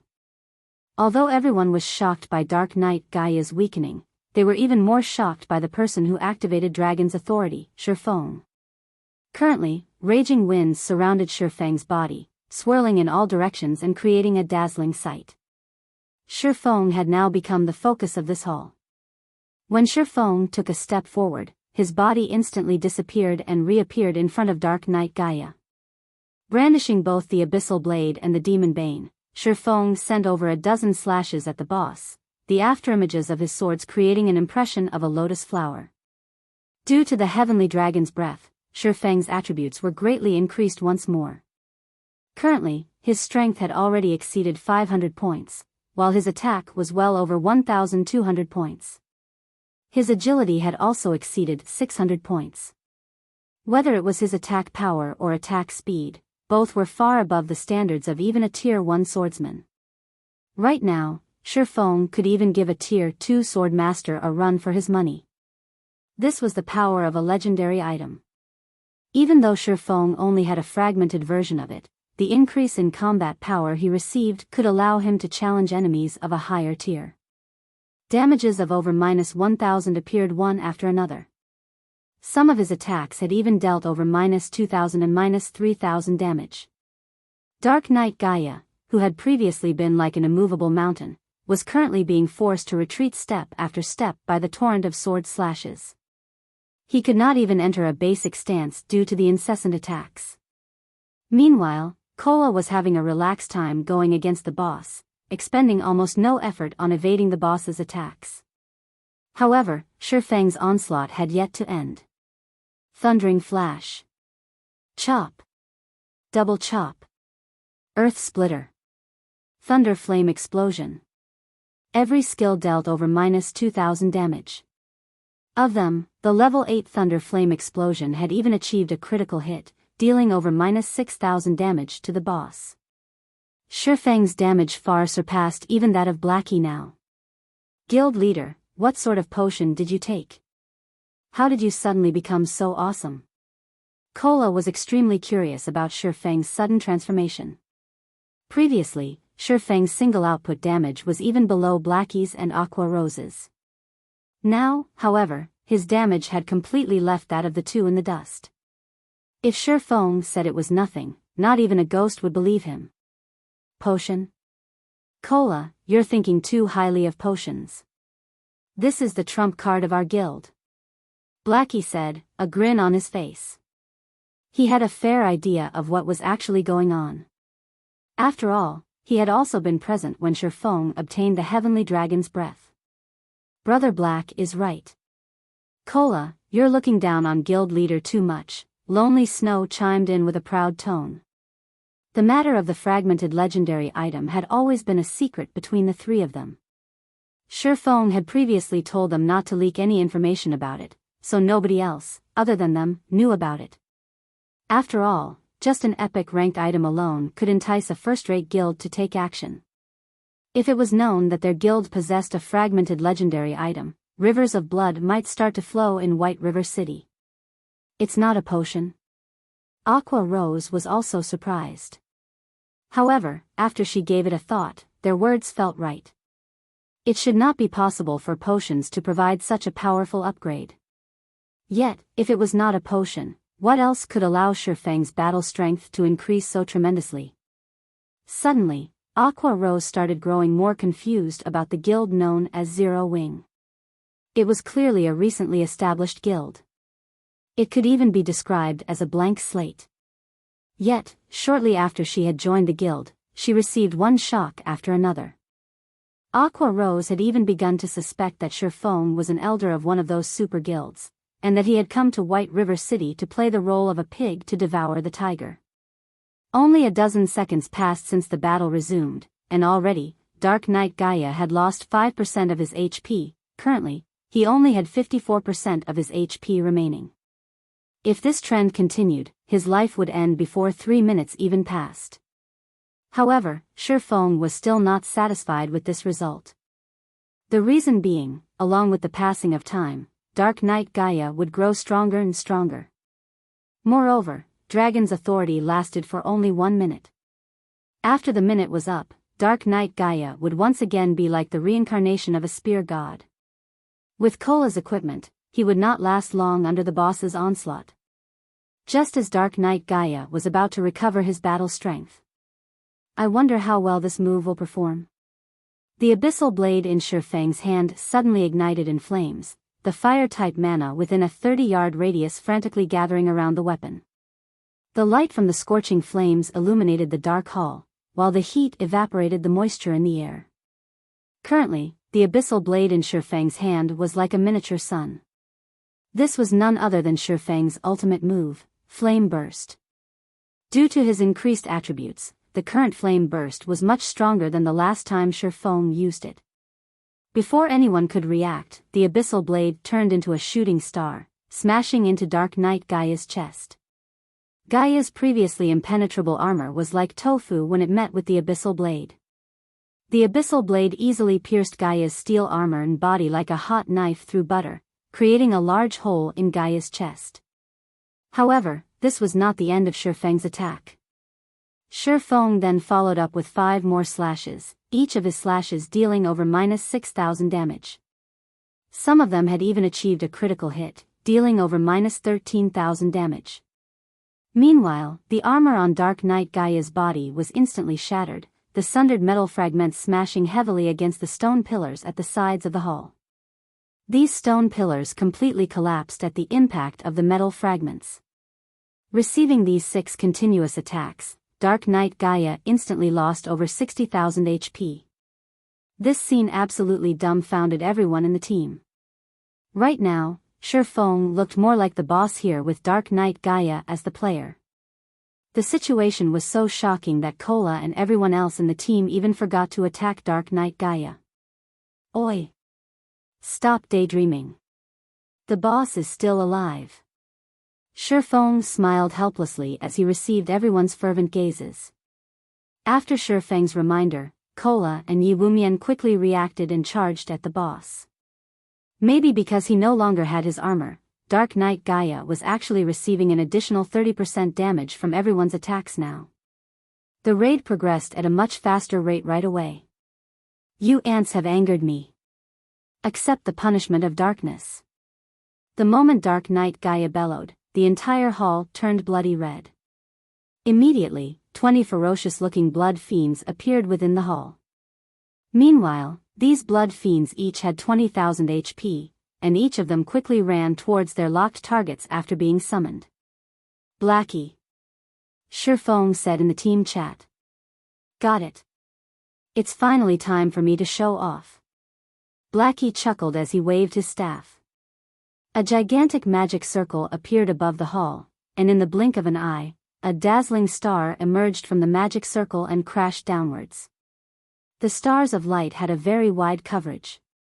Hence, Blackie easily enveloped all the blood fiends within the skill, the enraged Dark Knight Gaia included. Each star caused over -5,000 damage. After over a dozen stars came crashing down, not even ashes remained of the blood fiends. As for Dark Knight Gaia, he was left in a miserable state after the duration of the skill ended. Everyone else in the team took this chance to use their most powerful moves on the boss, holding nothing back. Before even a minute passed, Dark Knight Gaia's HP fell to 30%. Instantly, the boss went into a berserk state, his body doubling in size. In this state, both his attack power and defense were greatly increased. Even when Kola had Protection Blessing activated, the skill reducing any damage he received by 50%, he lost over 3,000 HP the instant Dark Knight Gaia's spear connected with his body. Just in time. Shifeng had been waiting for this moment all along. Did he think going berserk was amazing? In front of a dragon, everything was insubstantial. Shifeng immediately activated Heavenly Dragon's power, increasing his HP by 300%, strength by 100%, defense by 300%, and also becoming immune to all controlling effects for 2 minutes. After the activation of Heavenly Dragon's power, Shifeng's body underwent a transformation. Dragon scales suddenly covered his skin, making him look as if he was wearing dragon scale armor. With the addition of these dragon scales, Shifeng's originally ordinary appearance suddenly became tyrannical.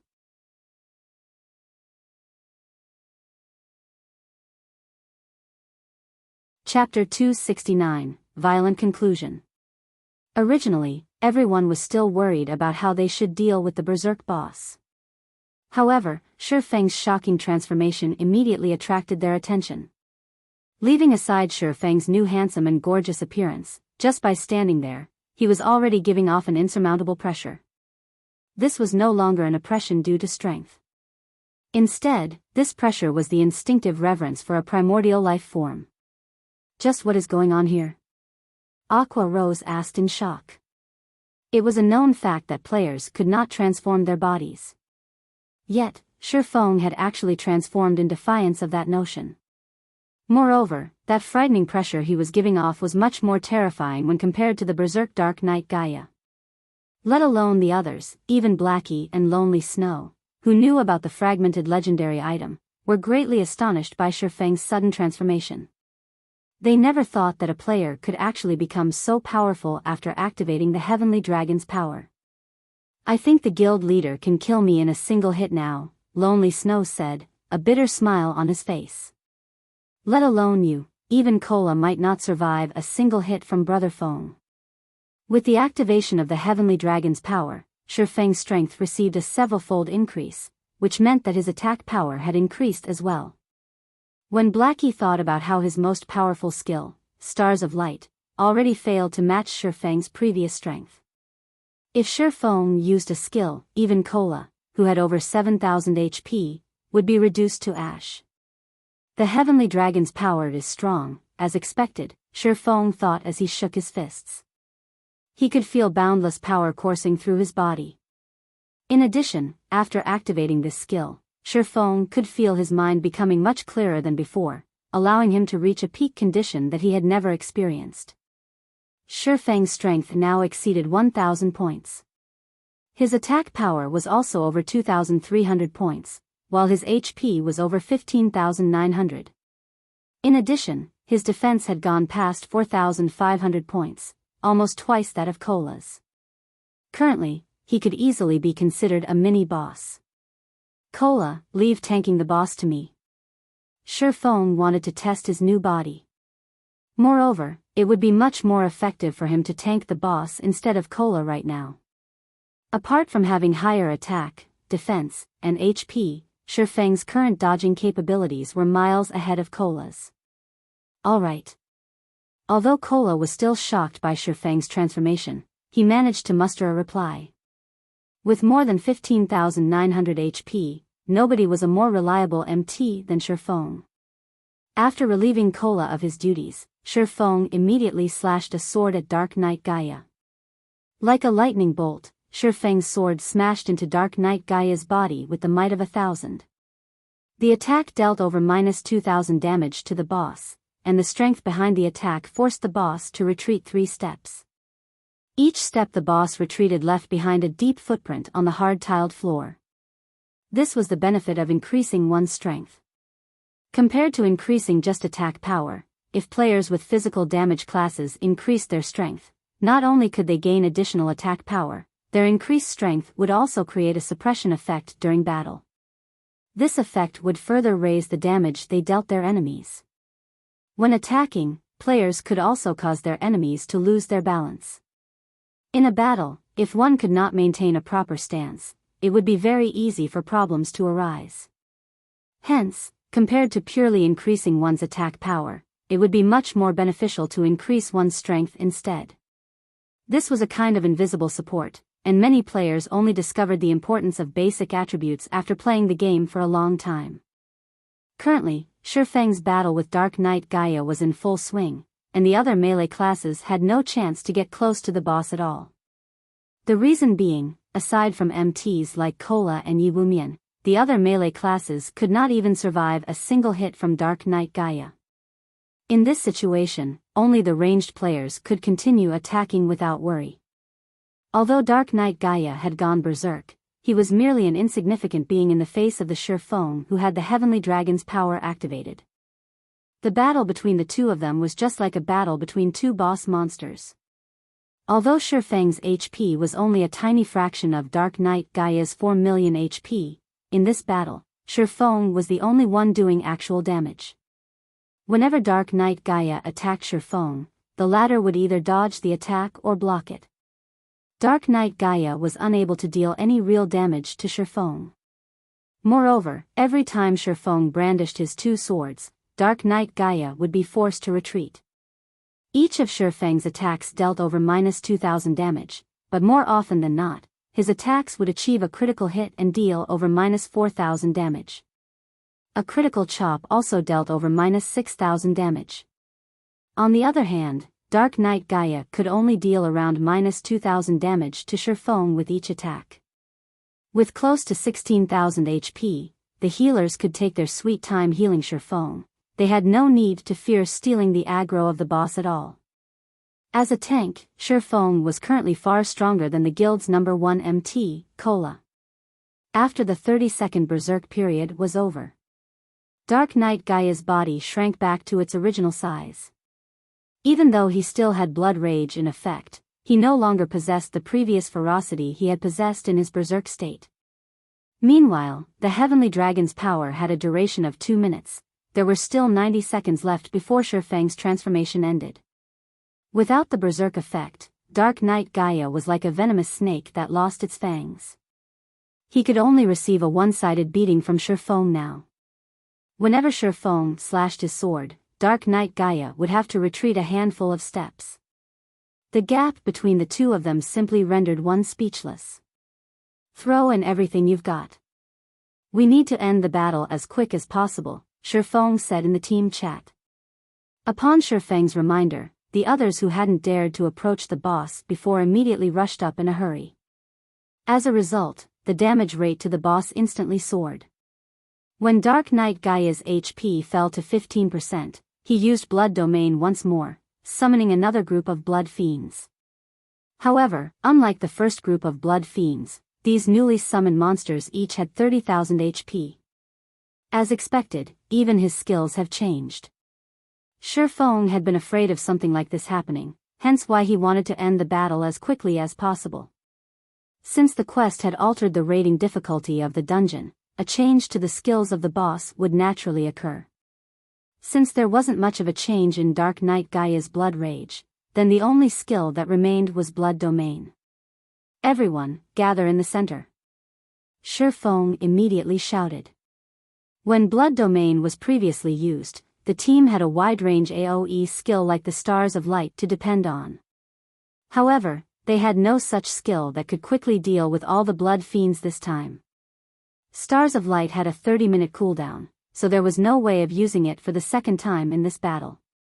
Hence, they could only hope to group up and concentrate their attacks on the monsters. Everyone in the team reacted fast. Before 3 seconds had passed, all of them were already standing together.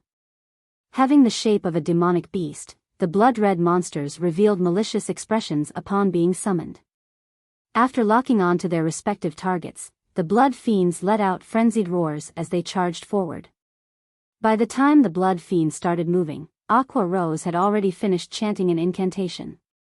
First, she summoned an ice wall to block off all the blood fiends from closing in on their group. The ice wall also placed an additional debuff on the blood fiends, slowing the monsters' movement speeds. Right after that, Aqua Rose shot an ice sphere at the group of monsters, reducing their movement speeds even further. With the successive use of these two skills, the group of blood fiends now moved as slow as snails. However, Aqua Rose was still not done with her spells. She then followed up with a third spell called Blizzard. Not only could this spell deal high amounts of damage, it also had a very good movement speed reduction effect. Without staying idle, the other ranged players started throwing out attacks at the monsters as well. Blackie had also taken this chance to use the most powerful AoE skill currently available to him. Hell Flame. Pillars of dark green flames shot up from the ground, repeatedly dealing over -2000 damage to the group of blood fiends for 5 seconds. However, such an amount of damage was still not enough to deal with the blood fiends. Just as the blood fiends were about to close in on the team, Shi Feng suddenly appeared in front of everyone, blocking the blood fiends' path of advance. Die! Shi Feng bellowed at the group of blood fiends. Shi Feng used Thundering Flash, causing damages of -3125, -4321, and -6040, and also inflicting the damage amplification effect to all of these blood fiends. However, these monsters were still not dead. Next, Shi Feng inhaled abruptly and executed Dragon Breath. Before anyone noticed, countless wind blades transformed into streaks of silver light, piercing through everything that stood in Shi Feng's path. These blood fiends instantly turned into minced meat, and not even Dark Knight Gaia, who was charging at the team, was spared from this attack. Dark Knight Gaia was sent flying by the attack, and his body was embedded into the distant wall. However, an instant later, the wall behind him shattered, and Dark Knight Gaia was again sent flying for more than 10 yards. Dark Knight Gaia's body was filled with bloody injuries now. Meanwhile, Dark Knight Gaia had received over -15,000 damage from Dragon Breath. The amount of violence this skill displayed was far above Blackie's Hell Flame. Without the threat of Blood Domain, the battle continued for only 30 more seconds before Dark Knight Gaia died in the middle of the hall, letting out an agonized roar as his life faded away. Immediately, many people in the team leveled up. Shi Feng had also risen from level 17 to level 18. White River City Region System Announcement: Congratulations to Zero Wing for becoming the first team to conquer the Hell Mode Demon's Castle. All players within the team will be rewarded with 40 reputation points in White River City, 10 reputation points in Star Moon Kingdom, 300,000 EXP, and 10 silver coins. White River City Region System Announcement: Congratulations to Zero Wing for becoming the fastest team to conquer the Hell Mode Demon's Castle. All players within the team will be rewarded with 40 reputation points in White River City, 10 reputation points in Star Moon Kingdom, 300,000 EXP, and 1 Tier 2 Gemstone of Random Attribute.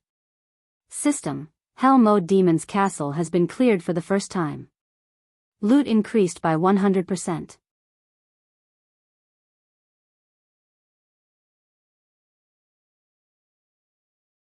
Chapter 270, Ennobled. Outside one of the three great dungeons, the Land of Death, there were many guilds that had established a base of operations to facilitate raiding the dungeon. Meanwhile, inside Dark Star's base of operations, the Arclight shield is already in our hands now, so the MT problem has been dealt with. The next thing we need to do is to snatch the first clear of the Land of Death right in front of everyone, Lone Tyrant said in high spirits. Lone Tyrant had spent a lot of effort in order to acquire the Arclight shield. In order to quickly collect the required 30 gold coins, he had played the role of the gullible fool and purchased them at an overpriced value of 700,000 credits. However, now that the actual item was in his hands, Dark Star would officially become the second guild in White River City to start raiding the hard mode of one of the three great dungeons.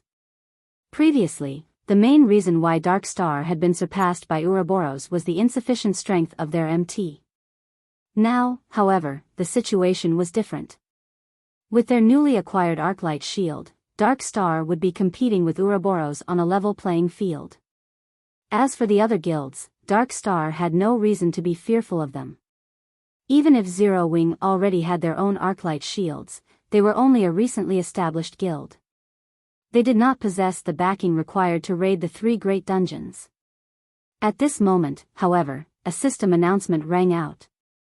White River City Region System Announcement. Congratulations to Zero Wing for becoming the first team to conquer the Hell Mode Demon's Castle. All players within the team will be rewarded with 40 reputation points in White River City, 10 reputation points in Star Moon Kingdom, 300,000 EXP, and 10 silver coins. White River City Region System Announcement. Congratulations to Zero Wing for becoming the fastest team to conquer the Hell Mode Demon's Castle.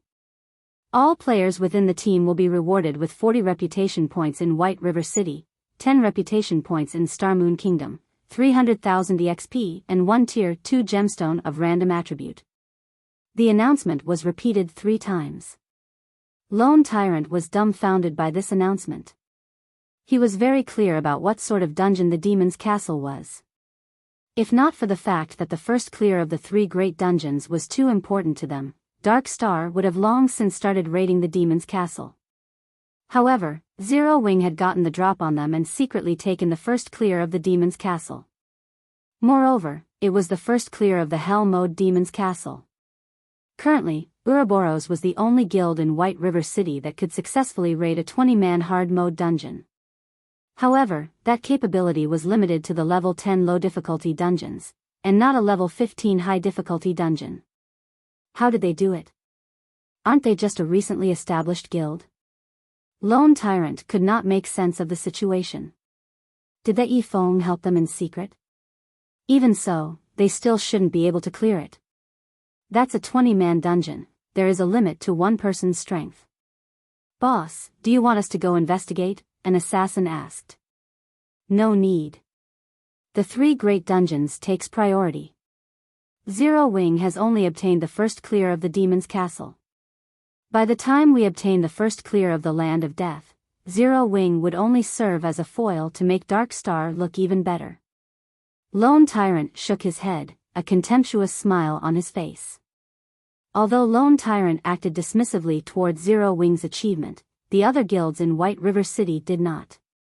In addition, the independent players in White River City were also greatly astonished by Zero Wing's achievement. Before, not everyone felt that Zero Wing really deserved to be ranked as one of the top 6 guilds of White River City.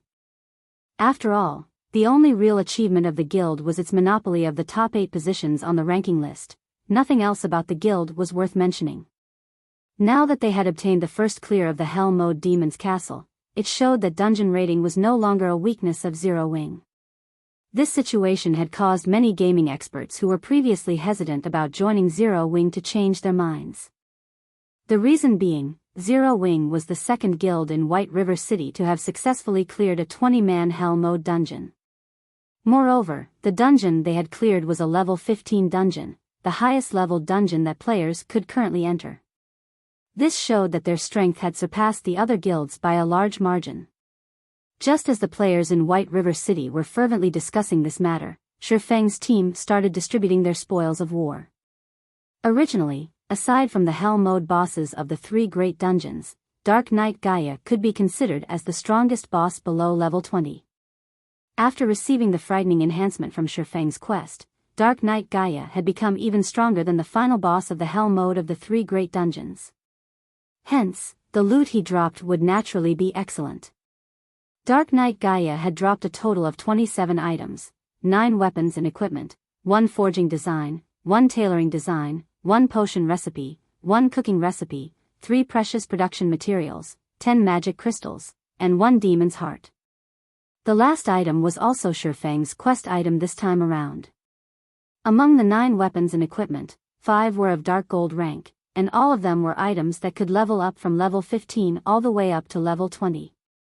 Of the 5 items, 1 was a staff for clerics, and 1 was a cloth armor chest piece for clerics. Both items were given to Violet Cloud. Meanwhile, Blackie received a hat for Cursemancers, Aqua Rose received shoulder guards for elementalists, and Yiwumian received arm guards for shield warriors. The remaining 4 weapons and equipment were of fine gold rank. The leather armor chest piece and shoulder guards were both given to Fire Dance. There was also a longbow for rangers, which was given to Sentimental Memories, one of the 5 demon generals. Lastly, the Berserker, Water Buffalo, received a great sword. After having distributed all the equipment, the team's battle power greatly increased once again. With such equipment, no other team in White River City could even hope to compare to them. As for the other items, Shifeng promptly kept them for himself. We've got a good harvest this time. Shifeng felt exhilarated when he looked at the designs and recipes in his bag. In the hands of others, these items would only be worth a small sum of money. In his hands, however, these items would be money-making machines. Most importantly, the forging design he obtained was meant to produce the gemstone buckle. This item could allow players to equip an additional gemstone onto equipment that were of bronze rank or above. Meanwhile, players could apply up to 3 gemstone buckles on their characters, meaning they could have up to 3 additional gemstones. The value of this item was no less than the advanced whetstone. As for the other recipes and designs, they were relatively valuable as well. Only, they were not as valuable as the gemstone buckle. After leaving the demon's castle, Shifeng allowed everyone to go ahead with their own agendas while he headed to the City Hall of White River City. When Shifeng arrived at the reception room of the City Hall, the Tier 4 wizard Weissman was still as leisurely as he was before. Weissman currently stood by the window, a peaceful expression on his face as he observed the plaza outside the City Hall. "Young man, you're here. I've already heard about your achievements from that little girl, Charlene." Before Shifeng had even entered the room, Weissman had already detected his presence. At this time, Weissman moved away from the window and walked toward Shifeng. He then nodded his head, a smile on his face as he said, "Not bad. Truly not bad at all. I never imagined a day would come when this old man would misjudge somebody. Ha ha ha. Not only have you slain Gaia, you have also saved the entire White River City. I don't even know how I should reward you for your efforts. How about this? With the power vested in me, from this day onwards, you are a Viscount of White River City. With your strength, I believe you should be able to protect that place. Take this Blacksteel's contract here and head over to that place, then." System, Unique Quest, Demon's Heart, completed. Quest rewards, position of Viscount in White River City, Blacksteel's contract, 500,000 EXP, 50 free mastery points, and 2 gold coins. Shifeng was momentarily dumbfounded by the unexpected rewards. These rewards were simply too bountiful, especially the position of Viscount. In the entire White River City, perhaps only Shifeng would understand the importance of this position. "Right, I nearly forgot to mention, that little girl, Charlene, said she has some matters that she needs to speak with you about. She is at the Stargazing Tower right now.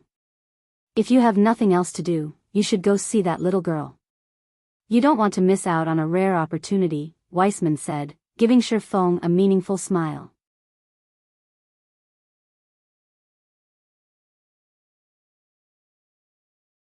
Chapter 271, Guild Residence. "Lady Charlene is looking for me?" A bad premonition stirred in Shifeng's mind. Shifeng had a very good understanding of Charlone's personality. She was definitely the type of person that would not act out of altruism, and Shifeng couldn't help but wonder just which item on him Charlone had her eye on again. Forget it. It's better if I just go and see what she has in store for me, Shifeng decided after giving it some thought. Although Charlone was a money grubber, he had always received a great harvest every time they met. This time, Charlone might give him some advanced quest again. If the quest rewards were good, he would consider giving it a try. However, the stargazing tower was located in Blackwing City, and this situation puzzled Shifeng greatly. Since when had Charlone run all the way to Blackwing City? If Shifeng had not known the location of the stargazing tower, he would have definitely wasted much of his time blindly searching for Charlone in White River City. Moreover, it was not easy to go to Blackwing City. Without the appropriate pass, players would find it impossible to go there at all. To put it simply, if any other player wished to meet with Charlone, it would be a very difficult endeavor. Fortunately, it was a simple task for Shifeng. Although he had already depleted the number of uses on the 7 Luminaries gemstone, his pass to Blackwing City, Aqua Rose still had a few Blackwing passes of her own. On second thought, maybe I should postpone meeting up with Charlone. Based on Shifeng's many years of experience campaigning in God's domain, the quest that he could trigger by going to Blackwing City would definitely not be simple. He also had many things he needed to do right now, so it was better for him to just push this matter to a later time. After leaving the city hall, Shifeng called for Aqua Rose and Fire Dance to meet up with him. They then headed towards the Purple Sun Mansion located in the trade area of White River City. The Purple Sun Mansion was originally the official residence of a count. However, this count had mysteriously disappeared inside the Purple Sun Mansion over half a century ago. In the following decades, every new owner of the residence would also mysteriously disappear overnight. An answer was never found for their disappearance, and ultimately, the residence was sealed by the city more than a decade ago. Moreover, the city had even stationed guards in front of the residence, preventing anyone from entering the place. It went without saying that the area the Purple Sun Mansion occupied, as the official residence of a count, was one of the largest within the trade area of White River City. Even though Shifeng was now a viscount, the personal land he could purchase would be less than a third of the Purple Sun Mansion. Guild leader, why did you bring us to this abandoned residence? Aqua Rose asked in curiosity as she looked at the dilapidated residence in the distance, and also at the 8 guards stationed outside the place. Their guild had just recently obtained the first clear of the Hell Mode Demon's castle, and the resulting fame had attracted many players to apply to join the guild right now. As a result, Aqua Rose was swamped with work. Although Blackie was also helping out with management, he was mainly focused on managing the workshop side of things. The guild within the game, on the other hand, was left to Aqua Rose to manage. As for Fire Dance, she was responsible for leading the main force of the guild. Each of them had their own respective duties. However, the management of the guild was the most onerous task out of the 3. Zero Wing had been established only recently, so there were still many problems on the management side of things. Aside from the guild perk system still being imperfect, their guild was also not prepared to recruit so many players. Therefore, Aqua Rose could only carefully select whom to allow into the guild. Meanwhile, her criteria for selection were not based on a player's level. Instead, she chose players based on how skilled they were in battle, and such strict selection criteria were very laborious and time-consuming. Aside from recruitment affairs, Aqua Rose also had to manage the daily affairs of the guild, and this, in turn, had made Aqua Rose a very busy woman. If Shifeng had not called her over, most likely, she would still be occupied with the matter of recruitment right now. What do you think of this residence? Shifeng asked, a smile on his face. What do I think of it? Aqua Rose carefully scrutinized the Purple Sun Mansion.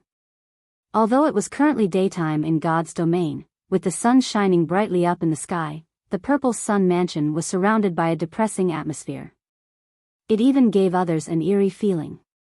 However, this residence occupied a very large plot of land, and it was also situated in the heart of White River City. it was definitely prime real estate. Although it looks shabby, its location is very strategic. Both the bank and auction house are only 2 streets to the west, while the Adventurers Association is 3 streets to the east. There are only 5 such strategic locations throughout White River City, and 4 are already owned by major nobles. Only this place is left without an owner. Moreover, out of the 5 residences, the Purple Sun Mansion occupies the largest area. Unfortunately, it is not for sale, and it is also protected by guards. If a guild can establish a guild residence here, it would be very beneficial towards the guild's development in the future. Aqua Rose replied with eloquence. She was extremely familiar with the real estate of White River City. Her eyes were filled with yearning when she looked at this dilapidated residence. However, since they could not obtain it, there was not much point in talking about it. Not to mention owning private territory within the trade area, they did not have the power to purchase land in even the outermost sectors of the city right now. Indeed. Within White River City, the Purple Sun Mansion could be considered the best location to establish a guild residence. Shi Feng nodded his head in agreement. He then said with a soft chuckle, however, from today onwards, this Purple Sun Mansion belongs to us, Zero Wing. After Shi Feng finished speaking, both Aqua Rose and Fire Dance were instantly dumbfounded. They looked at Shi Feng with eyes filled with disbelief. Guild leader, what did you say? Aqua Rose couldn't believe the words she just heard. This prime real estate belonged to Zero Wing from now on? No matter how she thought about this matter, it was simply impossible for it to be true. This Purple Sun Mansion will be Zero Wing's guild residence from now on, Shi Feng said with a smile. Guild leader, stop joking around. For such prime real estate, not to mention now, even if another month passed by, it would still be impossible for anyone to obtain it. Aqua Rose had a clear understanding about guild residences. Currently, not a single guild in White River City possessed a guild residence of their own. Yet, Shi Feng was saying that this hot property was now under the ownership of Zero Wing? If what Shi Feng said was indeed true, then it would be even more shocking than Zero Wing obtaining the first clear of one of the 3 great dungeons right this instant. It was simply unbelievable. I knew you wouldn't believe me, which is why I brought you over to take a look. Shi Feng shook his head and laughed. If Zero Wing wished to develop rapidly, a guild residence was a must. Meanwhile, Aqua Rose was the manager of the guild, so Shi Feng naturally had to bring her over to take a look at their future guild residence.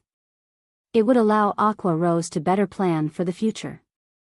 After all, it was one thing to obtain the land for the guild residence, actually establishing it was an entirely different matter. It would be better for them to plan ahead. Just as the 3 of them arrived in front of the steel gate of the Purple Sun Mansion, the captain of the station guards walked up to them, blocking their paths. This is a forbidden location of White River City. Those unrelated, please leave, the guard captain berated. Don't tell me even I am not allowed entry? Shi Feng revealed his title of Viscount. So it is Lord Viscount. Forgive this humble one for not recognizing my lord.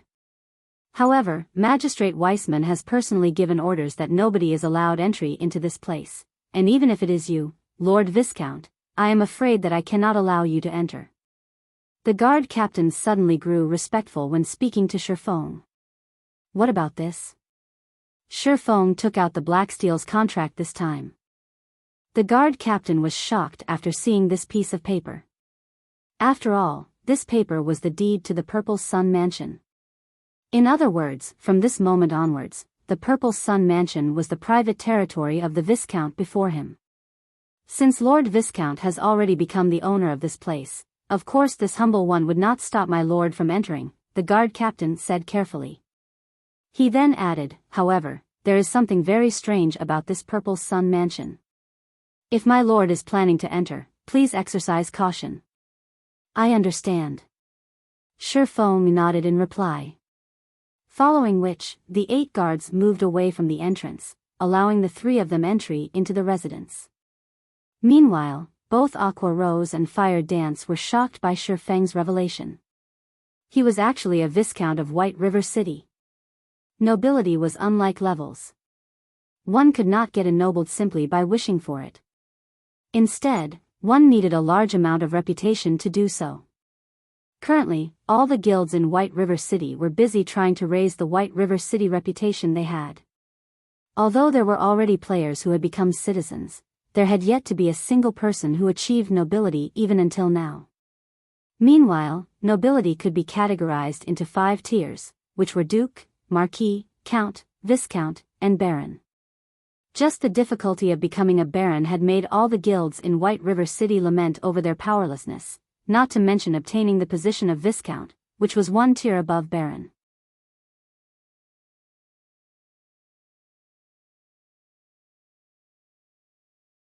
Chapter 272, Spirited Away. Based on Aqua Rose's knowledge about the authority of barons, aside from being able to purchase private territory within White River City, they could also hire their own guards. A baron could hire a total of 10 NPCs to serve as guards for his own territory. However, a baron was the lowest rank of nobility. Only when one was promoted to Viscount would one be counted as one of the true nobles of the city. A Viscount could not only purchase private territory, one could recruit up to 40 NPCs as guards, as well as have 2 personal guards. Having personal guards was a special privilege available only to true nobles. The normal guards hired by players were not capable of growth, unlike personal guards. In other words, after recruitment, the levels of normal guards would not change no matter how much time passed. On the other hand, personal guards could be leveled up. They would also receive bonus attributes from leveling up, making them much stronger than normal guards. The difference between the two was like the difference between a common monster and a boss monster. Meanwhile, if their guild had these personal guards protecting their guild residents, at this stage of the game, the defense of their guild residents would definitely be foolproof. Furthermore, they could even have these personal guards participate in boss battles. Although the levels of these NPCs would be suppressed, they would still be a lot stronger than the average player. With these personal guards, Zero Wing would have a greater advantage over other guilds when contesting for field bosses. Thinking up to this point, Aqua Rose couldn't help but reevaluate her opinion of Sherfone once again. Guild leader, the more I get to know you, the less I actually understand about you. Not only have you managed to obtain such an excellent location for a guild residence, you are also a Viscount of White River City. If other guilds were to find out about this matter, they would definitely go insane, Aqua Rose giggled, blinking her shining large eyes. Indeed, they will definitely hunt me down like maniacs, Sherfone laughed. The moment a guild possessed their own residence, they would be like a seedling that had finally set down roots. They would no longer be at the mercy of the winds and rain.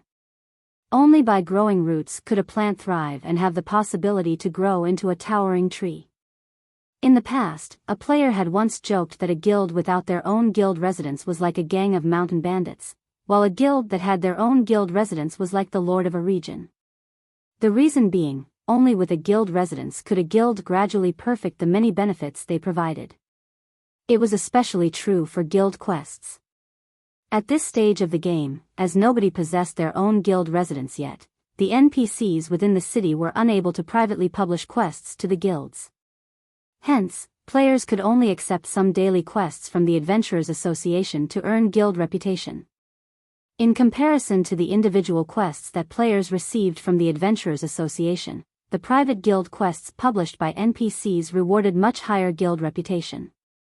If a guild was sufficiently powerful, there was even the possibility that a quest rewarding an epic ranked item would appear. Moreover, unlike at the Adventurers Association, the number of quests available to guild members was not just limited to 2 or 3.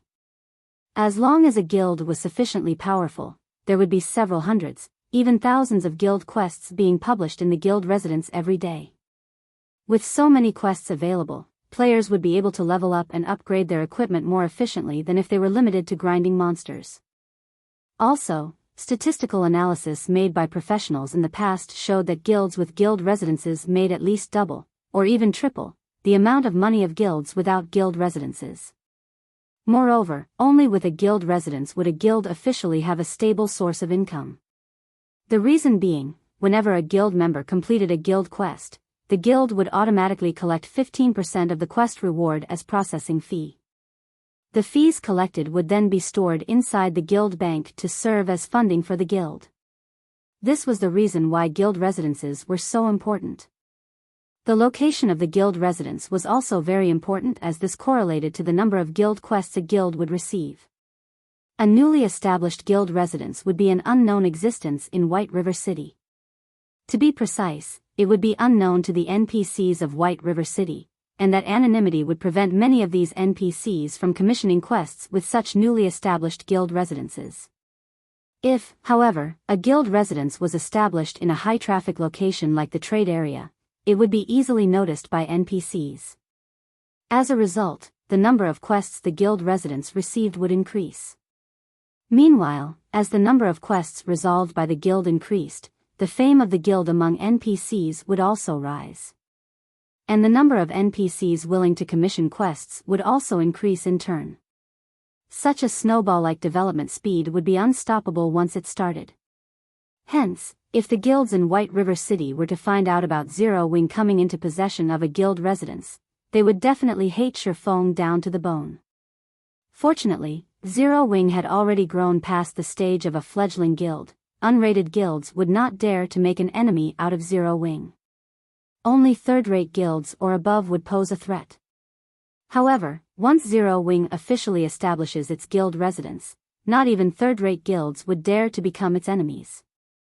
While Shifeng and Aqua Rose were having their merry discussion, the three of them arrived inside the main building of the Purple Sun Mansion. After remaining vacant for over a decade, the interior of the mansion was fully covered in a layer of dust. Weeds could even be seen growing in certain locations inside the mansion. The interior of the building looked extremely dilapidated, as if it could collapse at any moment. Not to mention people, even rats would not want to live in this place. It seems this place needs to be completely demolished and rebuilt, Shifeng said in heartache as he swept a glance at the interior of the mansion. For privately owned territories, any expenditures spent on it had to come out from the owner's own pockets. However, not to mention building a guild hall meant for an entire guild, even the cost of building an ordinary house was insanely expensive. It was a price that no normal person could afford. Only a large guild with immense wealth could afford such a price.